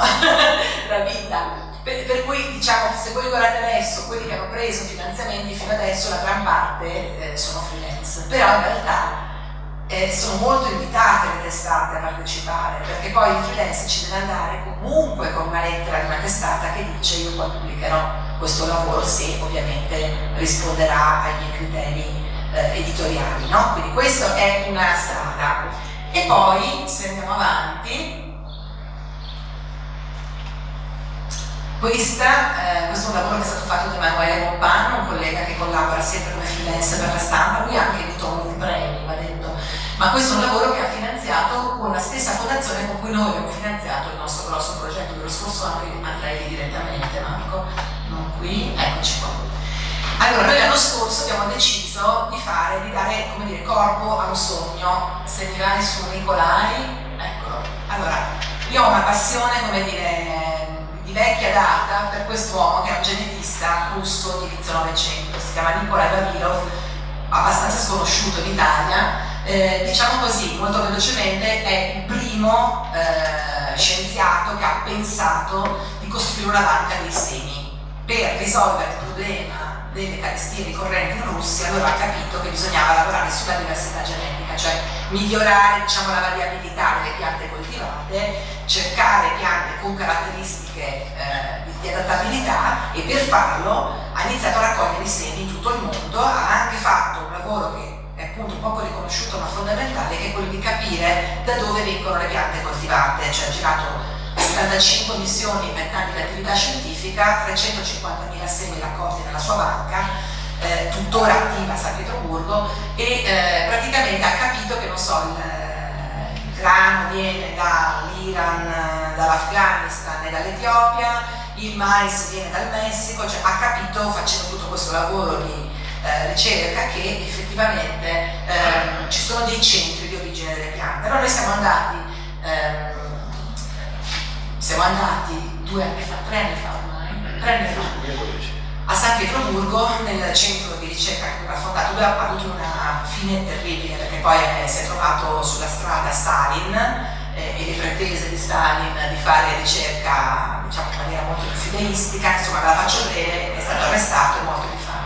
È stato poi riabilitato da Khrushchev e praticamente adesso ha l'istituto a lui nominato, ancora attivo a San Pietroburgo, e la banca dei semi, che insomma con molte difficoltà economiche ma va avanti e rimane una delle banche più importanti al mondo. Da qui è partita la nostra idea. Io sono laureata in agraria, quindi il motivo per cui, diciamo, parto da lì è perché ho una passione per la questione delle risorse agrarie e della biodiversità agroalimentare. E allora, dopo questo viaggio, che inizialmente volevamo fare un documentario su di lui, abbiamo capito che non avremmo mai avuto le risorse per fare un documentario fatto bene su di lui, cercando di ricavarle da altri lavori. Abbiamo fatto domanda a credo che ci sia già, forse dopo, più avanti, perdonami, no, aspetta, così. Eccola. No, questo. A questo qui, che si chiama Journalism Grants, è lo European Journalism Center, è un centro di giornalismo europeo che anche qui, con il finanziamento della Bill e Melinda Gates Foundation, quindi ovviamente abbiamo sempre dei finanziamenti da parte di filantropi, però dà delle borse, delle grant per progetti molto consistenti.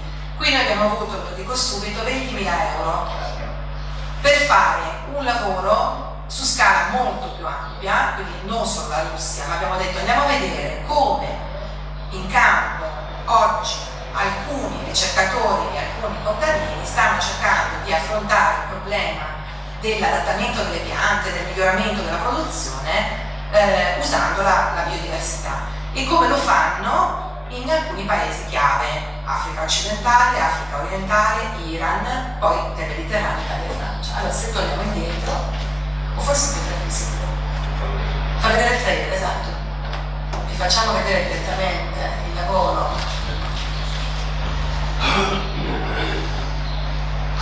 Il lavoro che abbiamo deciso di fare alla fine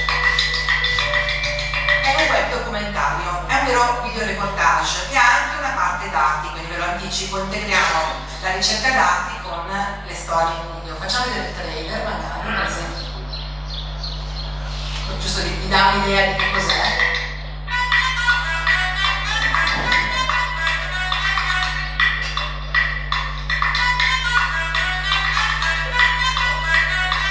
Nuestra mesa siempre en tu conferencia la soberanía de la tierra.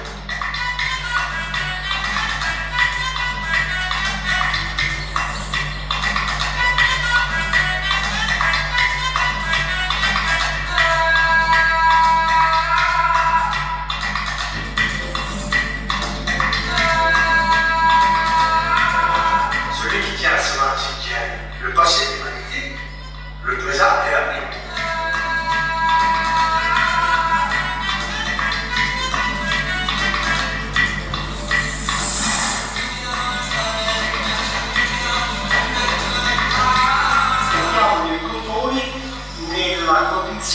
lo vedi andare al mercato a comprare semi.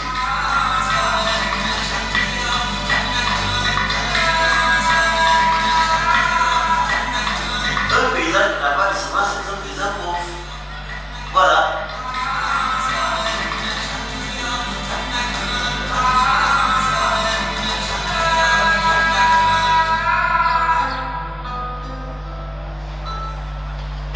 Nous ne devons pas, en tant que mère, je n'ai pas le droit de condamner l'avenir des enfants. Allora, questo è il trailer del lavoro e poi appunto dal trailer si atterra su questo. Abbiamo scelto di usare Clint, che è una piattaforma per produrre webdoc. A posteriori forse non è stata la scelta più felice, ma diciamo nel senso che è un oggetto che poi diventa molto pesante, per esempio da pubblicare su una pagina web, però uno atterra su questa pagina qui e qui vede i diversi luoghi in cui siamo stati e per ciascun luogo può andare a visitare. Per esempio in Iran, un anno fa eravamo in Iran, a giugno, non a luglio, ma infatti le temperature più o meno quelle erano, e in Iran, da dove viene il grano, siamo andati a vedere un luogo particolare, non tanto lontano da Teheran, dove un gruppo di contadini, incredibilmente, come dire, avanti dal punto di vista della ricerca, lavora da anni per recuperare le varietà locali di grano e riuscire a prodursi semi da soli. L'Iran è stato sotto embargo, è ancora sotto embargo, insomma, anche se adesso le notizie di oggi dicono che forse, però ecco, diciamo, essendo stato sotto embargo per tanti anni ha avuto un tracollo proprio anche del commercio di sementi, quindi i contadini iraniani si sono trovati col problema di avere delle sementi di scarsa qualità e il signore che abbiamo incontrato noi ci ha fatto capire quanto il lavoro di recuperare le varietà locali, fare proprio un lavoro di selezione però sul campo, quindi già adattati all'ambiente, sia stata un po' la soluzione. Marco, forse puoi farci vedere tu altri pezzi. Abbiamo viaggiato molto io e Marco perché abbiamo fatto il team minimo. Marco fa riprese, oltre a fare il giornalista, fa anche l'operatore, certo, lui ha... Avete insieme il pranzo con la cena. Esatto, varie competenze, e allora siamo andati in giro noi due a fare appunto pezzi di reportage. Non mi è piaciuto la Del Monte questo? No, non piace alle compagnie sementiere, questo è evidente. Possiamo vedere forse l'Etiopia, È stato uno dei viaggi interessanti. Sono la tappa così, giusto per farvi vedere la salita.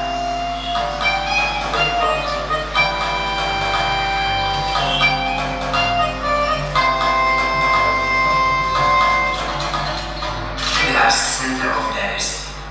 So Ethiopia was center of origin, center of diversity for most biological resources in general, before biodiversity in particular. So that's how we perceive the importance of biodiversity for our national economy and for our survival, and also ensuring food security.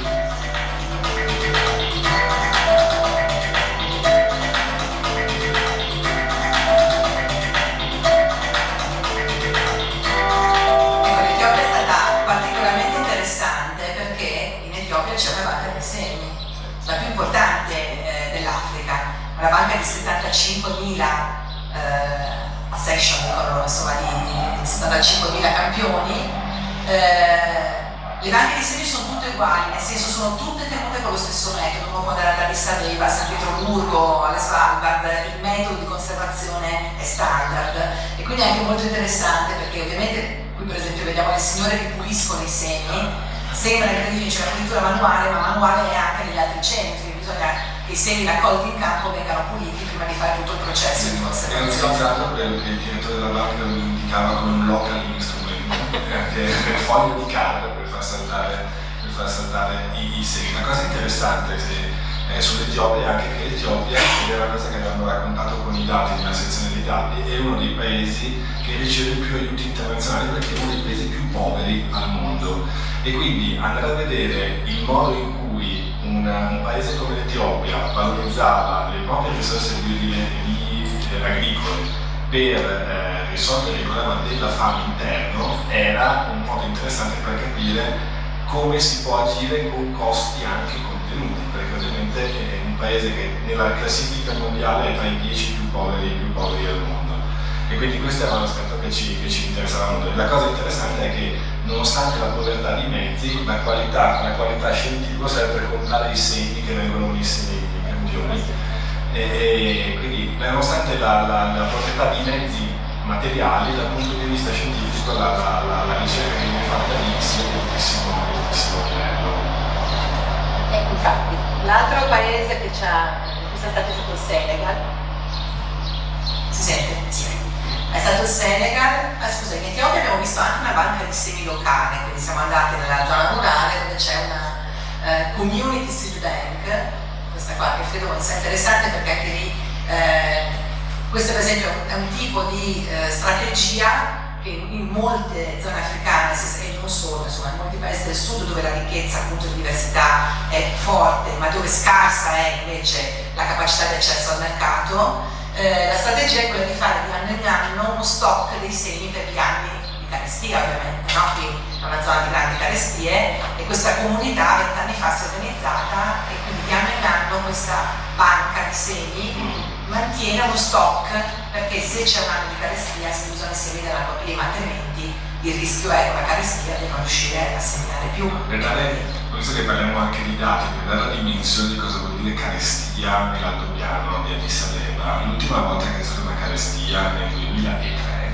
la popolazione della città di Addis Abeba è aumentata di 1 milione, perché le persone che abitavano nel mondo si sono riversate in massa nella capitale, una città che è ormai una megalopoli di qualche milione di abitanti, di Baraccopoli, in cui il problema principale che si è sviluppato quando è arrivata questa immigrazione nell'arco di un anno di 1 milione di abitanti in più era la scomparsa degli altri cittadini, perché venivano utilizzati sia per scaldarsi, perché Addis Abeba era a 1300-1400 metri di altezza, e in più c'era il problema che venivano utilizzati per cucinare. Quindi la prima azione che ha fatto il comune di Addis Abeba per risolvere il problema della fame a Addis Abeba è stato piantare alberi. Esatto. Ecco, poi invece l'altro posto in cui siamo stati appunto è il Senegal, dove è stato molto interessante, questo solo per darvi alcuni spot veloci, ma per dire come poi sul campo abbiamo raccolto anche dei materiali che sono delle storie in video, ma ci sono serviti anche per fare la raccolta dei dati che poi abbiamo usato per la parte dati, questa è Dakar, ma poi noi siamo andati appunto a una fiera dei semi, perché tutta la zona dell'Africa occidentale, soprattutto francofona, è organizzata in una sorta di associazione, cioè una rete contadina molto sviluppata, anche molto convinta, diciamo, abbiamo trovato una consapevolezza sulla tematica della gestione del mercato sementiero molto forte e sul tema della sovranità alimentare. Loro parlano meno di sicurezza, più di sovranità, cioè non solo l'accesso al cibo e garanzia di cibo. Noi tante volte quando parliamo del problema della fame lo poniamo solo dal punto di vista del dare da mangiare, no? Cioè del riuscire a far mangiare le persone.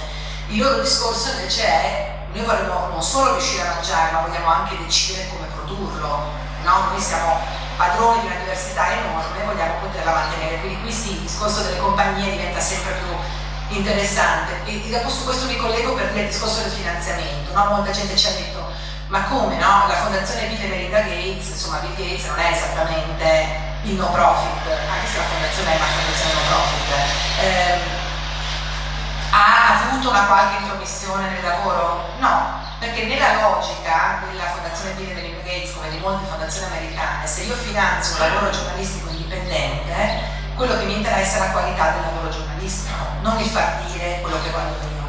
Questo lo sottolineo adesso perché poi lo vorrei tirare fuori quando discutiamo del cercare finanziamenti dai privati, dove manca una cultura dell'ipotesi di cosa sia un prodotto culturale indipendente. Poi uno finanzia qualcosa a suo tornaconto, no? E poi la marchetta, non il lavoro indipendente, per essere proprio espliciti. Noi non abbiamo avuto, ma non abbiamo avuto nessuna pressione, proprio non si poneva il problema. Il progetto è stato assolutamente... Durante le riunioni con chi aveva vinto il grant c'era il rappresentante della fondazione Bill e Melinda Gates che diceva: se voi andate in un paese in cui c'è un'attività finanziata dalla fondazione nostra e scoprite che stanno usando male i soldi, fatecelo sapere. Cioè chiedeva una sorta di autocertificazione, quindi questo è abbastanza interessante.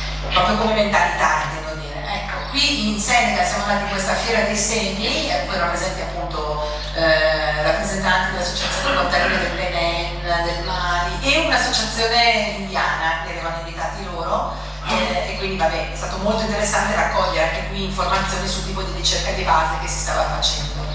Per l'Europa abbiamo scelto di tenerci Italia e Francia, perché sono i due paesi che più stanno lavorando a livello europeo per promuovere l'idea del ritorno, comunque del recupero, non del ritorno, perché non è nostalgia, è recupero di varietà e di, come dire, varietà locali e di qualità alimentare per fare anche prodotti nuovi, quindi nuove filiere che però si basino non sulla standardizzazione ma sulla valorizzazione proprio della diversità. E quindi abbiamo fatto un percorso a Bordeaux dove abbiamo scoperto per esempio che la rete dei semilocali, semilocali francese qualche anno fa ha scoperto che stavano sparendo completamente le varietà locali di mais, non trovavano più in campo il mais tradizionale, c'era solo una tipologia di mais che è quello industriale e quindi anche lì il lavoro di recupero di queste varietà è stato molto importante. Va bene, tutto questo viaggio si è tradotto in questo documentario con vari contributi e poi in un lavoro di dati che è sempre consultabile dal sito, da Synversity, ecco, e per ciascuna di queste tematiche abbiamo delle mappe interattive. Adesso ci mette un po' a caricarsi, ma dovremmo arrivarci.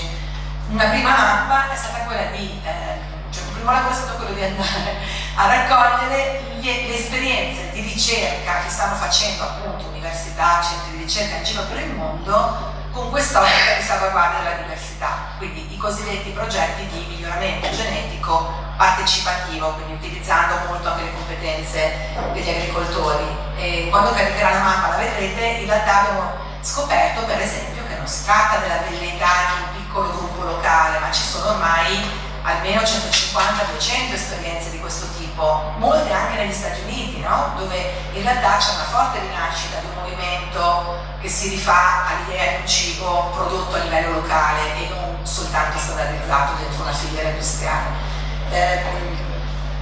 Ce la farà, va bene, questa però è, credeteci, c'è una mappa interattiva. Per ognuno dei punti della mappa c'è la descrizione del progetto di ricerca e quindi si può avere l'indicazione esatta di qual è il centro di ricerca coinvolto e che tipo di lavoro sta facendo. Sì, ma perché di per sé è pesante, quindi probabilmente fa un po' fatica. Poi abbiamo una mappa del... eccola qua, bene.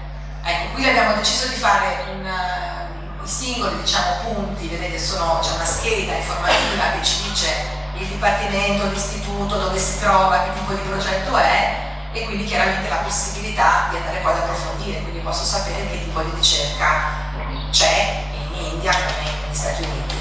Un'altra mappa che abbiamo deciso di fare è la mappa dei centri, delle banche dei semi. Scusami, i centri di biodiversità, va bene, questi sono quelli originariamente descritti da Nicola Ivanilov. Questa è una mappa statica perché non sono tanti, ma è per capire quali sono i punti del mondo in cui, secondo questo scienziato, ma mai sconfessato, nel senso migliorata, raffinata e tutto, bene o male siamo tutti, la comunità agricola è tutta convinta che effettivamente ci siano dei centri ben precisi da cui vengono la maggior parte delle piante coltivate, e è molto interessante anche sapere quali sono, perché dice molto anche per esempio della storia coloniale del mondo, il fatto che il caffè è originario dall'Altopiano etiope, il cacao, cioè sapere poi quali noi diamo per scontato, no?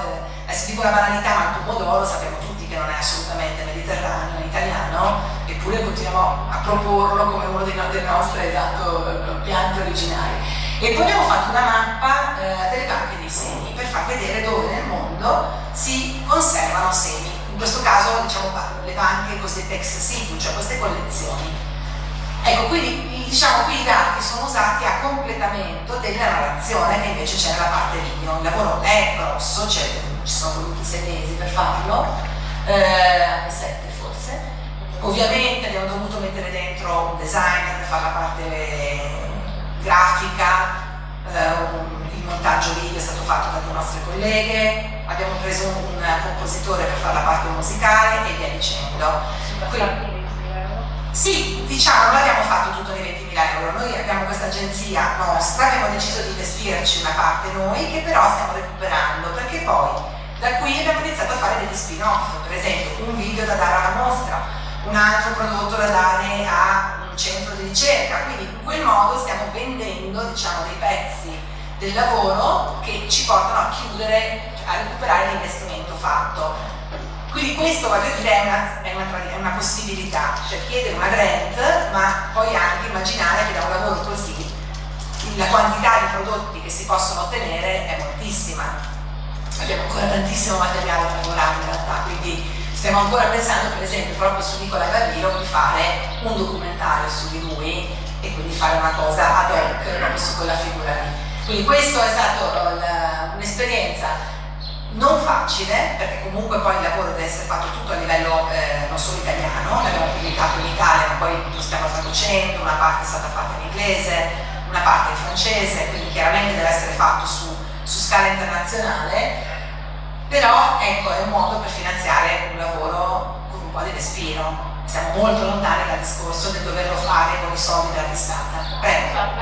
No, avete anche venduto qualcosa per la giornalistica tradizionale, sì. Diciamo, sì. Nonostante il lavoro online sia... Sì, no, il lavoro è stato pubblicato inizialmente sempre su Wired perché siamo partiti in accordo con loro. Abbiamo venduto a una testata inglese, stiamo ragionando ancora con 2 testate francesi. Tutto online, sì. Però ecco, qui per esempio le strade sono 2.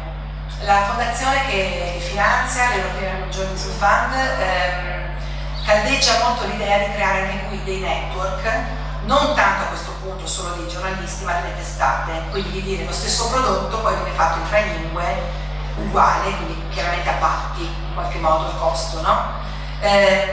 Non tutte le testate sono d'accordo, per esempio una testata inglese con cui abbiamo pubblicato non voleva il prodotto così, voleva un video, quindi abbiamo fatto un pezzo di video ad hoc per loro. La testata più scientifica vuole solo la parte sulla banca dei semi, la testata più narrativa vuole il racconto dei contadini in campo, e quindi la cosa poi viene anche articolata, lì dipende di volta in volta ci sono altri progetti finanziati sempre da questo fondo che invece sono stati proprio fatti a clone, no? Cioè, viene in mente il Dark Side of Italian Tomatoes, non so se l'avete visto, un lavoro di Stefano Liberti, è stato pubblicato su Internazionale, Al Jazeera, Il País, RFI, in 4 lingue, lo stesso tipo di... è una multimedia a scroll, per cui testo, piccoli pezzi di video, qualcosa di dati, quello è stato semplicemente tradotto, quindi sono l'uno lo specchio dell'altro, lì perché le testate hanno avuto questo accordo, diciamo, precedente, non d'accordo così, e quindi hanno, eccolo qua, questo è un lavoro che ha girato moltissimo, è un'inchiesta fatta in Ghana sui coltivatori di pomodoro, e molto bella dal punto di vista del contenuto in particolare, perché poi ha anche un impatto grafico molto carino. Anche qua ci sono dei dati, anche questo è un team, anche questo è un lavoro da 20.000 euro. Allora, questa è una strada, ovviamente non è che i problemi sono tutti risolti, perché poi il problema che abbiamo avuto, e ne abbiamo parlato con gli altri grandi, come si chiamano, è che per esempio in questo modo i media, che sono coinvolti fin dall'inizio perché tu devi presentare una lettera di commitment dei media, si sentono esautorati dal fatto di doverti pagare, cioè ma se sei finanziato, no? Adesso, che differenza faranno mai per te i 500 euro che ti posso dare io? E questo ovviamente non è tanto corretto, perché oggettivamente comunque tu ti porti un contenuto importante a costo zero. Peraltro devo dire che nella nostra esperienza, quando il contenuto è a costo zero, poi la testata non fa niente per promuoverlo, perché siccome non c'è investito, lo mette lì e non fa proprio nulla. E questo è quindi 2 volte una fregatura, no? La cosa importante è, se almeno ci ho investito, cerco anche di promuoverlo attraverso i miei canali, perché se poi il lavoro di promozione lo deve fare tutto il giornalista, che è comunque freelancer e comunque esterno, a quel punto non si capisce dove sia il vantaggio di essere su una testata, se non il fatto che ha più accessi, ma insomma anche lì è discutibile. Quindi, su questo però, per esempio, Krenz, i finanziamenti della Media Gates Foundation attraverso questo centro di giornalismo europeo sta un po' cambiando le modalità, proprio per evitare di incappare in queste situazioni in cui, siccome è gratis, siccome tu in media non fai nulla per promuovere la cosa, invece sta cercando di introdurre dei criteri per cui se tu oltre alla lettera di interesse da parte del media ci deve anche essere una valutazione dell'impatto di quello che tu hai ottenuto con il contenuto che io ti ho finanziato. Quindi in qualche modo ci deve essere una volontà da parte della testata di fare promozione, per esempio attraverso i social, attraverso la promozione, non so, tot giorni in home page nel sito della testata, eccetera eccetera. Quindi in questo modo sta cercando anche loro, stanno cercando di imparare come migliorare la possibilità di avere un impatto, anche perché quello che interessa poi alla fondazione di Melinda Gates è quello di avere un impatto sull'opinione pubblica, e se questo non posso misurarlo, non posso valutarlo, perché di fatto il documentario viene passato come una news breve, capite bene che non è nel loro interesse stesso. Sì, il discorso sull'impatto è un discorso molto grosso, adesso prima l'ho accennato velocemente, ma ormai la tendenza a livello di queste fondazioni internazionali è: non mi interessa soltanto la metrica è uno dei tanti termini, però mi interessa di più vedere se possiamo misurare per esempio chi ha letto di più. Noi per esempio ci siamo resi conto, quando siamo usciti con questo nell'arco del tempo, che ci veniva richiesta, abbiamo fatto pubblicamente la presentazione di Seedversity in un sacco di eventi, ed è stato interessante per noi perché ci è stato richiesto molto di più da ricercatori, cioè ci sono tantissime università e centri di ricerca che ci hanno chiesto di portarlo per fare un evento pubblico, e per noi è stato poi interessante perché in 2 casi questo poi si è tradotto nell'avvio di nuovi progetti. Quindi in questo senso ragionare per un progetto grosso, importante, che è un investimento, ma che è la base della costruzione poi di nuovi progetti, è una via veramente diversa rispetto a dire faccio il pezzo per venderlo a quella cifra lì e lì finisce tutto, insomma. È proprio un altro modo di impostare il lavoro, che deve essere per forza di cose un lavoro sempre ongoing, quindi continua ad aggiornarsi. Sì, poi su questo sugli impatti volevo aggiungere anche una cosa, perché prima durante la pausa caffè con qualcuno parlavamo in progetto, cioè l'idea che tu queste cose potresti anche pensare di darle al comparto marketing di una testata e venderne la pubblicità attorno come un prodotto ad hoc che ha degli impatti diversi sul piano della permanenza sul sito, perché se io sto 20 minuti a vedere il documentario piuttosto che i 2 minuti che sto sulla pagina a leggere l'articolo, c'è un interesse dal punto di vista pubblicitario che è diverso. Nel 2012, faccio un esempio concreto di questa cosa, nel 2012, quando c'erano le Olimpiadi di Londra, il New York Times ha sviluppato una sezione del loro sito data dedicata alle Olimpiadi, facendo tutta una serie di cose molto belle, interattive, che si possono andare a vedere perché consultare.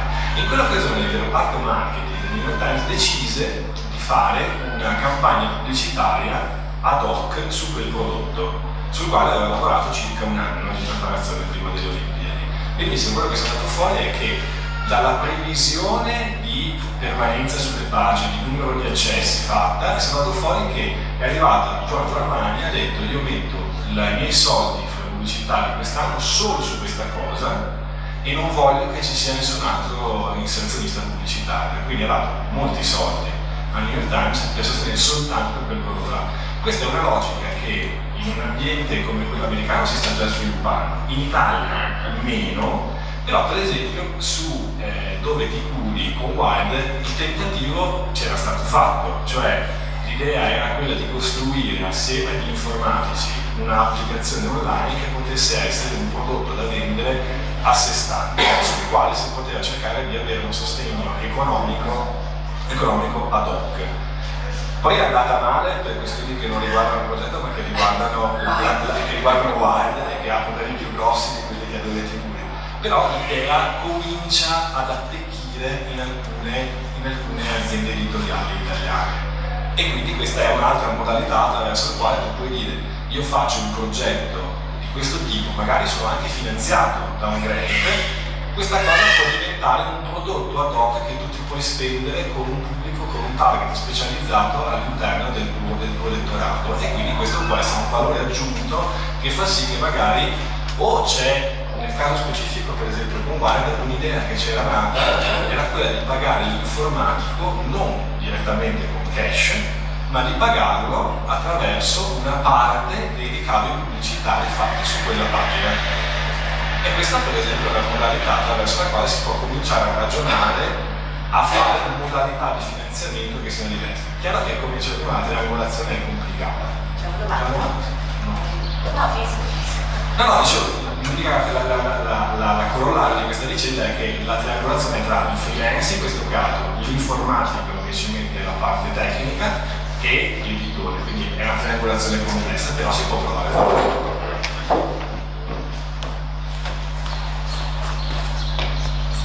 Vorrei chiedere se questo Seedverse di Dog è una piattaforma suscettibile di ulteriori sviluppi, per cui se oltre a questi paesi che avete preso in esame se ne vedete degli altri, e se avete in mente anche di focalizzarvi sulle diverse realtà italiane, che mi pare essere un paese molto ricco sotto questo aspetto, perché mi è capitato proprio 3 giorni fa di venire a conoscenza di 2 prodotti, il fagiolo del Donno di Quarto Latino o il Gelet qua di Belluno, che diciamo sono stati resuscitati grazie all'impegno di piccolissime aziende agricole, quindi mi sembra un settore che chissà in Italia quante ce ne sono di queste realtà.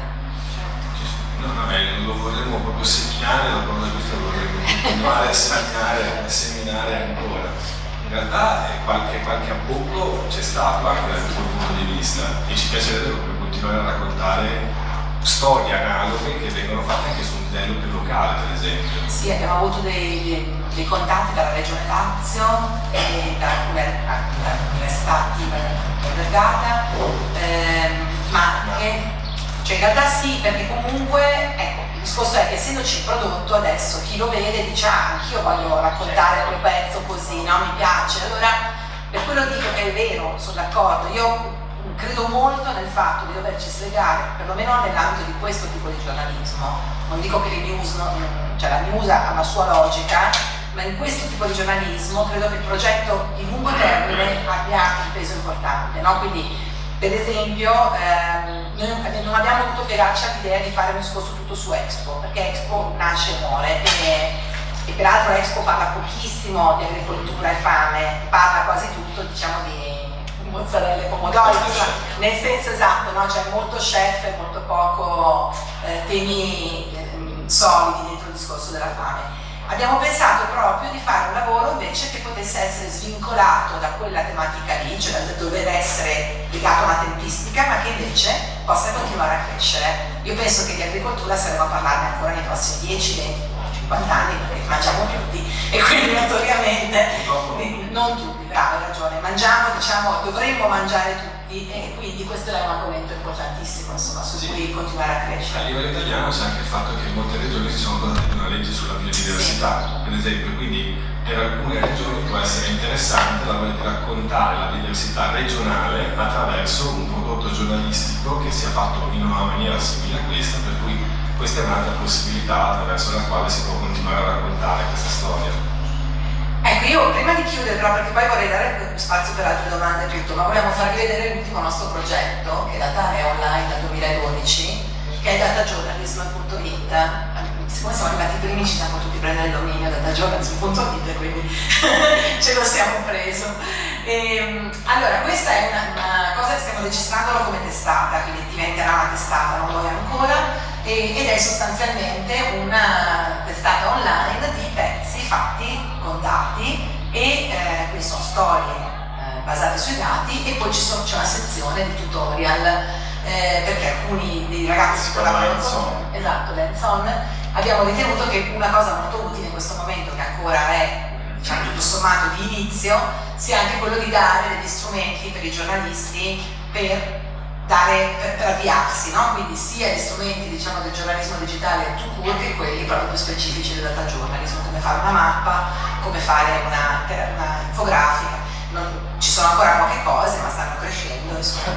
Allora, datajournalism.it al momento è finanziato dalla nostra agenzia, abbiamo un gruppo di persone che lavora con noi, ovviamente siamo tutti freelance, siamo in 6, però ecco, stiamo cercando anche lì di andare a chiedere delle grant su progetti specifici per farlo vivere, e l'idea che ci è venuta, devo dire che in questo io guardo molto al mondo del giornalismo americano perché mi sembra quello più concreto da questo punto di vista, è quella dei centri di giornalismo indipendente. In America stanno proprio esplodendo, ce ne sono un centinaio ormai, sono i centri no profit di giornalismo indipendente, proprio perché le testate anche lì investono sempre meno su inchieste di lungo termine, cose dati o cose multimediali, Questi centri nascono con l'idea di essere indipendenti e poi fornire o vendere il prodotto finito alle testate, quindi con una logica simile a quella che abbiamo appena visto in Silversity o in altri esempi. Qui l'idea è quella di dire cerchiamo di vedere se troviamo dei grant per dei progetti e o uno sponsor, un finanziatore interessato a sostenere questo tipo di lavoro. In Italia è difficile, io quando sono andata recentemente negli Stati Uniti, parlavo con una collega che ha fondato un centro, uno di questi centri di giornalismo agroambientale, e mi diceva devi trovare il miliardario di riferimento, devi trovare uno che ti dia una sorta di start-up. Magari se passiamo. È difficile perché la nostra mentalità non è tanto in questa direzione. E recentemente intervistavo Marino Molinelli, che è uno degli industriali italiani che più ha investito in cultura, una fondazione che fa un sacco di attività, e lui per primo mi diceva meno del 10% degli imprenditori italiani investono in cultura, pochissimi, perché non c'è questa mentalità, è tutta da costruire. Adesso però c'è, cosa che non c'era, la legge per defiscalizzare le donazioni, perché è stata fatta, e quindi diciamo c'è uno strumento, un meccanismo con il quale si può cominciare anche a dire a chi ha voglia di provare a investire in un prodotto culturale, guarda che ne hai anche un tornaconto economico, perché non è che gli americani sono buoni, lo fanno perché ovviamente hanno un incentivo fiscale per farlo. Uno dei nostri sforzi d'ora in poi è quello di cercare di combinare le due cose, grant da un lato e dall'altro invece tentativo di trovare persone o aziende o associazioni interessate a finanziare anche proprio l'idea del prodotto di qualità. E poi vedremo, tra qualche anno sapremo dire se ci riusciamo. Andiamo alle domande. Esatto. Faccio una a voi, se avete un miliardario a disposizione segnalateci, perché eventualmente poi ci mettiamo d'accordo. Ce lo sposiamo. Appunto ce lo sposiamo. Va bene, domande, abbiamo ancora direi 10 minuti tutti, vero? Sì, più o meno. Critiche, spunti. Avrei una domanda che riguarda uno degli argomenti che è stato usato prima. Aspetti, guarda che c'è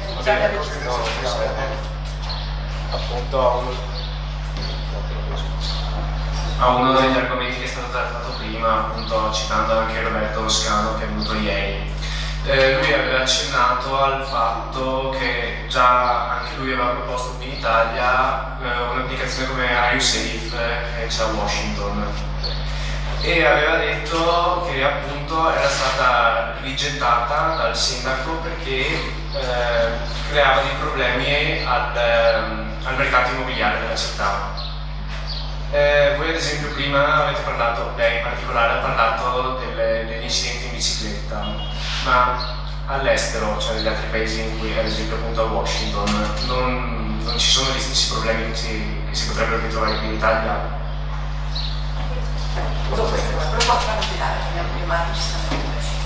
Vogliamo raccogliere le mani, se ci ho visto che c'era un'altra mano alzata e rispondiamo così poi rispondo. Sì. Voi avete parlato di due grandi che sono grandi internazionali, no? Ma se uno volesse raccontare una storia che è prettamente nazionale e quindi probabilmente interesserebbe poco quel livello lì, sono previste in Italia delle borse pre-lavoro e non solo dei premi post, oppure voi sappiate ancora non c'è? Allora, sì. Cosa semplice. Come avviene il processo di selezione vostro per cui arrivate a proporre un argomento piuttosto che un altro? Cosa influisce questa decisione? Allora, vado io con gli integri. Devi dire tu, non è che...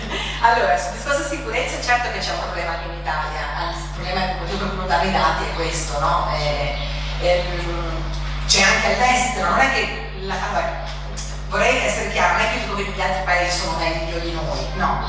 C'è più tradizione di un giornalismo un pelino più aggressivo nel chiedere le cose, questo è proprio molto evidente. Io faccio sempre, quando faccio lezione ai miei studenti al master in comunicazione, l'esempio, no? Metto a confronto l'intervista fatta a Tony Blair dal giornalista della BBC e fatta da Fabio Fazio sullo stesso argomento, presentazione del proprio libro. Guarda, non c'è altro da aggiungere, nel senso che è molto evidente la differenza. C'è l'intervista fatta al giornalista del BBC, c'è Tony Blair che suda e da Fabio Fazio ride, capisci che parliamo proprio di due cose sulla stessa questione, no? C'è la questione dell'intervento britannico in Iraq. Allora, c'è un po' questa cosa, cioè c'è una tradizione di giornalismo proprio percepito anche dalle istituzioni politiche come un'istituzione di riferimento. Se me lo chiede un giornalista della BBC, io non posso semplicemente dire voi la stampa fate solo danni, come viene spesso detto a me, no? Perché la stampa è considerata una realtà che deve essere assolutamente in qualche modo, cioè con cui ci si deve confrontare. E ci si confronta, non è che è tutto facile, i colleghi americani e inglesi dicono poi pensate che per noi sia tutto semplice, no, però è vero che quando tu dici se alla fine questi dati non me li date, io pubblico dicendo che non me li avete dati, in media il politico americano e il politico britannico dicono no, non si può andare fuori dicendo una cosa così perché è molto grave dire che un'informazione che dovrebbe essere resa disponibile io me la trattengo. Il politico italiano ride.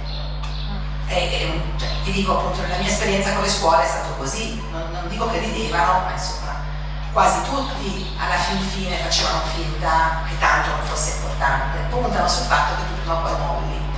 E la verità è che noi molliamo, perché di giornalisti veramente accaniti ce ne sono pochi, questo è un dato, quindi il primo punto secondo me è non bisogna mollare, cioè bisogna veramente stare lì e finché quella cosa non riesci a tirarla fuori continuare a insistere. Questo è il primo aspetto. L'altro aspetto è i dati su questioni di sicurezza pongono un problema per quello che dicevo prima, perché a volte noi, questa è una responsabilità giornalistica, li usiamo solo per fare lo scoop, quello che dicevamo anche prima al bar, cioè se noi lanciamo la cosa in prima pagina additando e dicendo soltanto questo è l'ennesima dimostrazione di come quella cosa è gestita male e non abbiamo mai invece come obiettivo quello che quello strumento lì potrebbe anche servire a migliorare le cose. Io devo dire che la maggior parte della stampa italiana, non so se mi potete contraddire, raramente ravviso l'interesse a migliorare le cose pubbliche. Il più delle volte è puramente diciamo di denuncia, scorno, divertimento, cioè non c'è così tanto l'interesse a dire io questa cosa la pubblico perché si potrebbe fare così. Vorrei essere contraddetta. Va bene, un'ultima cosa sulla selezione di argomenti, poi passo a Marco, che è questo. No, grandi italiani non ce ne sono, sarà San Dirlo. Però non ce ne sono perché non c'è questa mentalità qui, che è che in Italia mette dei soldi per fare un certo tipo di giornalismo indipendente. Per ora ci aveva provato la fondazione Aref, aveva fatto dei grant per dei lavori così, è chiusa Aref, quindi vediamo, ecco, io credo che sta un po' anche a noi costruirle queste cose. Magari io ti dico, riuscissi a essere così solida in queste cose da poter fare un grant data journalism in futuro. E sulla selezione di argomenti cerco di stare fuori dal coro, cioè di creare quegli argomenti, di trovare intanto argomenti su cui si trovano informazioni, dove è possibile trovarle.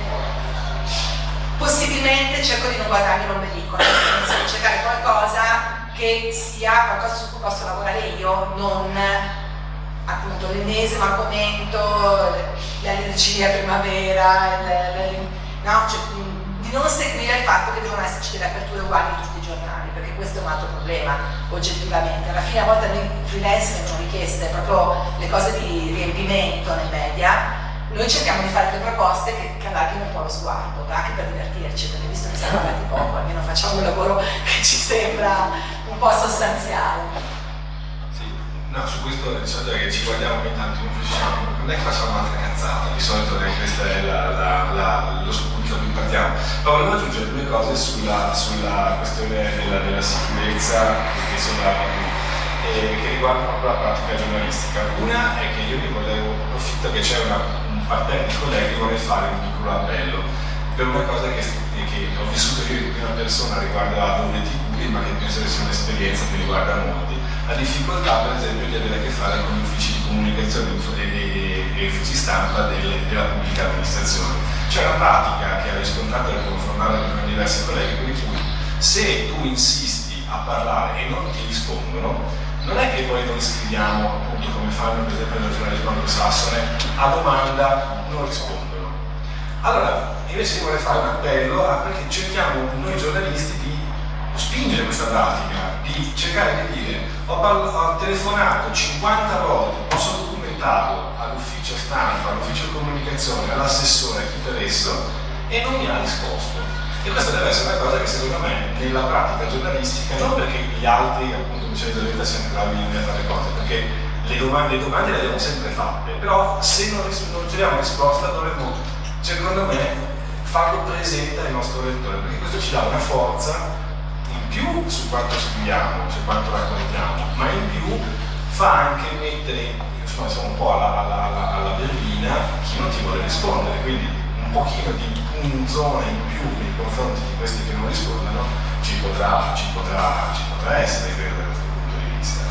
E l'altra cosa che invece noto e che purtroppo mi dispiace è sempre la cosa che riguarda la pratica giornalistica, quando noi facciamo quelle cose di opera di grande denuncia del malcostume di una certa cosa in Italia, poi abbiamo la cattiva abitudine di non seguire questa cosa, cioè noi facciamo il programma a quanto fa schifo questa roba, grande inchiesta, prima pagina del nostro giornale, dopodiché dopo 2 mesi magari quella cosa ha avuto dei prosegui, degli strascichi, si sono un esempio su tutti, il terremoto dell'Aquila, per dire una, no? Grande terremoto, grande storia, ne abbiamo parlato per alcuni mesi, però adesso per quella linea è ancora viva, però chi la racconta? È ancora non ricostruita. È ancora è uguale a come era nel 2009.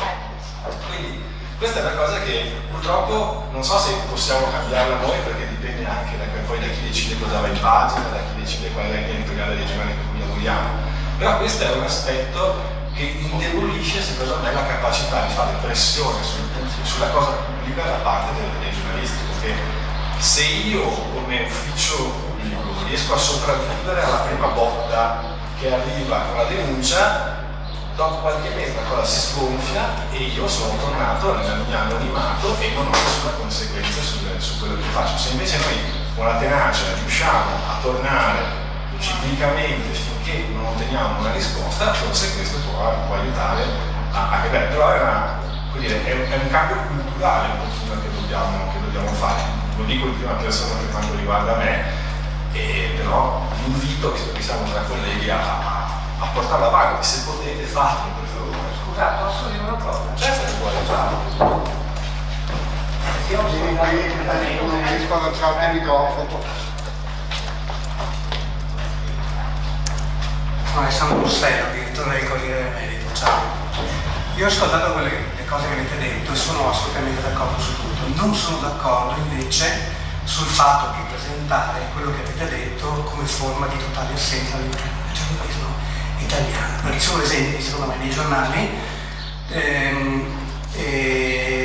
interessanti, nobili. Il problema è quello perfino di non neutralità. Il giornalismo indipendente nasce per il difetto che avete indicato voi, cioè per la abdicazione da parte dei giornali ad una produzione di contenuti originali dalle inchieste, quindi dal giornalismo investigativo, però io non sarei così pessimista, nel senso che secondo me non sono pessimista perché secondo me nei giornali si comincia ad avere questa capacità di comprendere che questa sarà l'unica chance che noi avremo per sopravvivere all'interno dell'informazione. Anzi, io penso che contrariamente alla narrazione secondo la quale il giornalismo non esiste più e siamo ormai noi superati dal giornalismo partecipativo, eccetera, a cui io credo, per carità, nessun problema. Ma io penso una cosa, io penso che ci siano due motivi per i quali i produttori dell'informazione rimarranno i giornalisti o entità che possono chiamarsi anche Giuseppe, ma che producono informazione, che è il tempo e la tecnica. Cioè chi per lavoro, a meno che non abbia interessi di altra natura, cioè politici da 007, eccetera, potrà produrre informazione. La produzione di informazione è una grande sfida all'interno delle imprese, degli editori che non capiscono questa cosa perché ritengono che tagliare sia molto più produttivo che investire nei contenuti, ma fate attenzione che c'è all'interno dei giornali. Io nel mio giornale questa cosa la faccio, non solo nel mio, naturalmente vedo che anche altri giornali cominciano a ragionare in questo senso. Il problema è questo: i giornalisti dipendenti dobbiamo essere noi cioè nulla di male se qualcuno produce giornalismo indipendente, ma il giornalismo indipendente anche nei giornali che sono di qualcuno, ok? Perché tutto è sempre di qualcuno, perché anche chi produce giornalismo indipendente, se non viene remunerato non è indipendente, perché o hai gente, o hai dei miliardari che producono giornalismo indipendente e non so con quale vezzo o interesse, oppure il giornalismo indipendente deve sostenersi. Siccome gli antagonisti o quelli a cui piace il giornalismo investigativo non sono i miliardari e solitamente nasce in modo orizzontale e dal basso, in modo professionale, il giornalismo investigativo, dobbiamo farlo noi.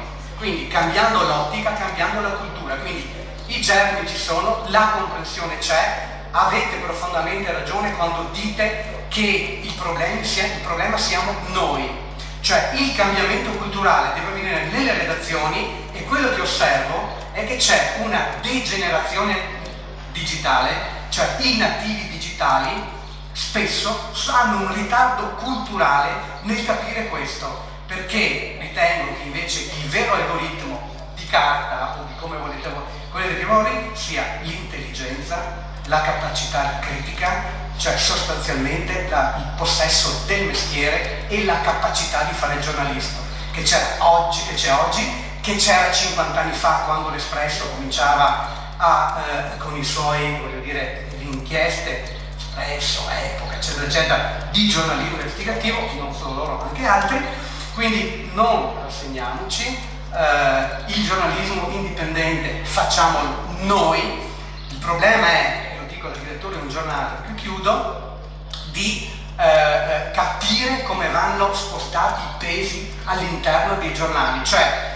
capire su cosa bisogna investire, cioè non uniformarsi alla narrazione quotidiana, alla marmellata che c'è nei giornali, ma puntare in modo sui contenuti autorevoli che saranno l'unico modo per convincere i lettori a pagare i giornali del futuro.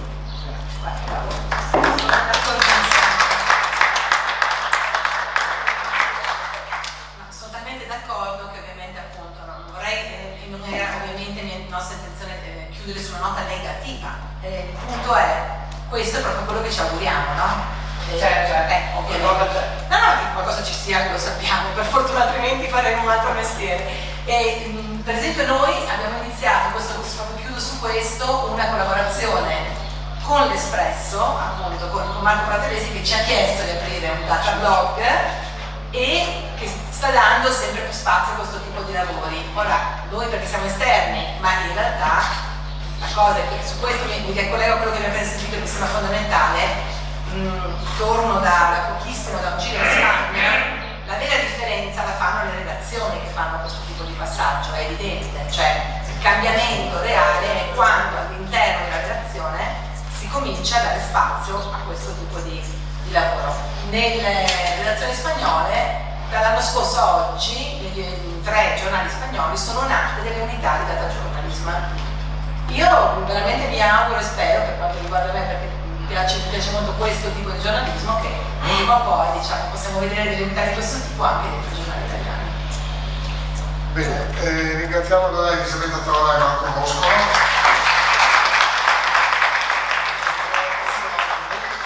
L'appuntamento del pomeriggio è alle 15, però mi raccomando di essere puntuali, magari di arrivare anche prima, perché poi siamo molto stretti con i tempi, con gli appuntamenti successivi, per cui se riusciamo a cominciare anche 10-15 minuti prima è molto meglio. E naturalmente continueremo a parlare di data journalism con Matteo Moretti sul caso particolare di un lavoro che lui ha fatto molto interessante sulla Repubblica Popolare di Bolzano, così chiamata, e che come Seed Diversity di Elisabetta e Marco tra l'altro ha avuto molto successo anche all'estero, tanto che c'è stato un recente riconoscimento al Data Journalism Award di Nocetero.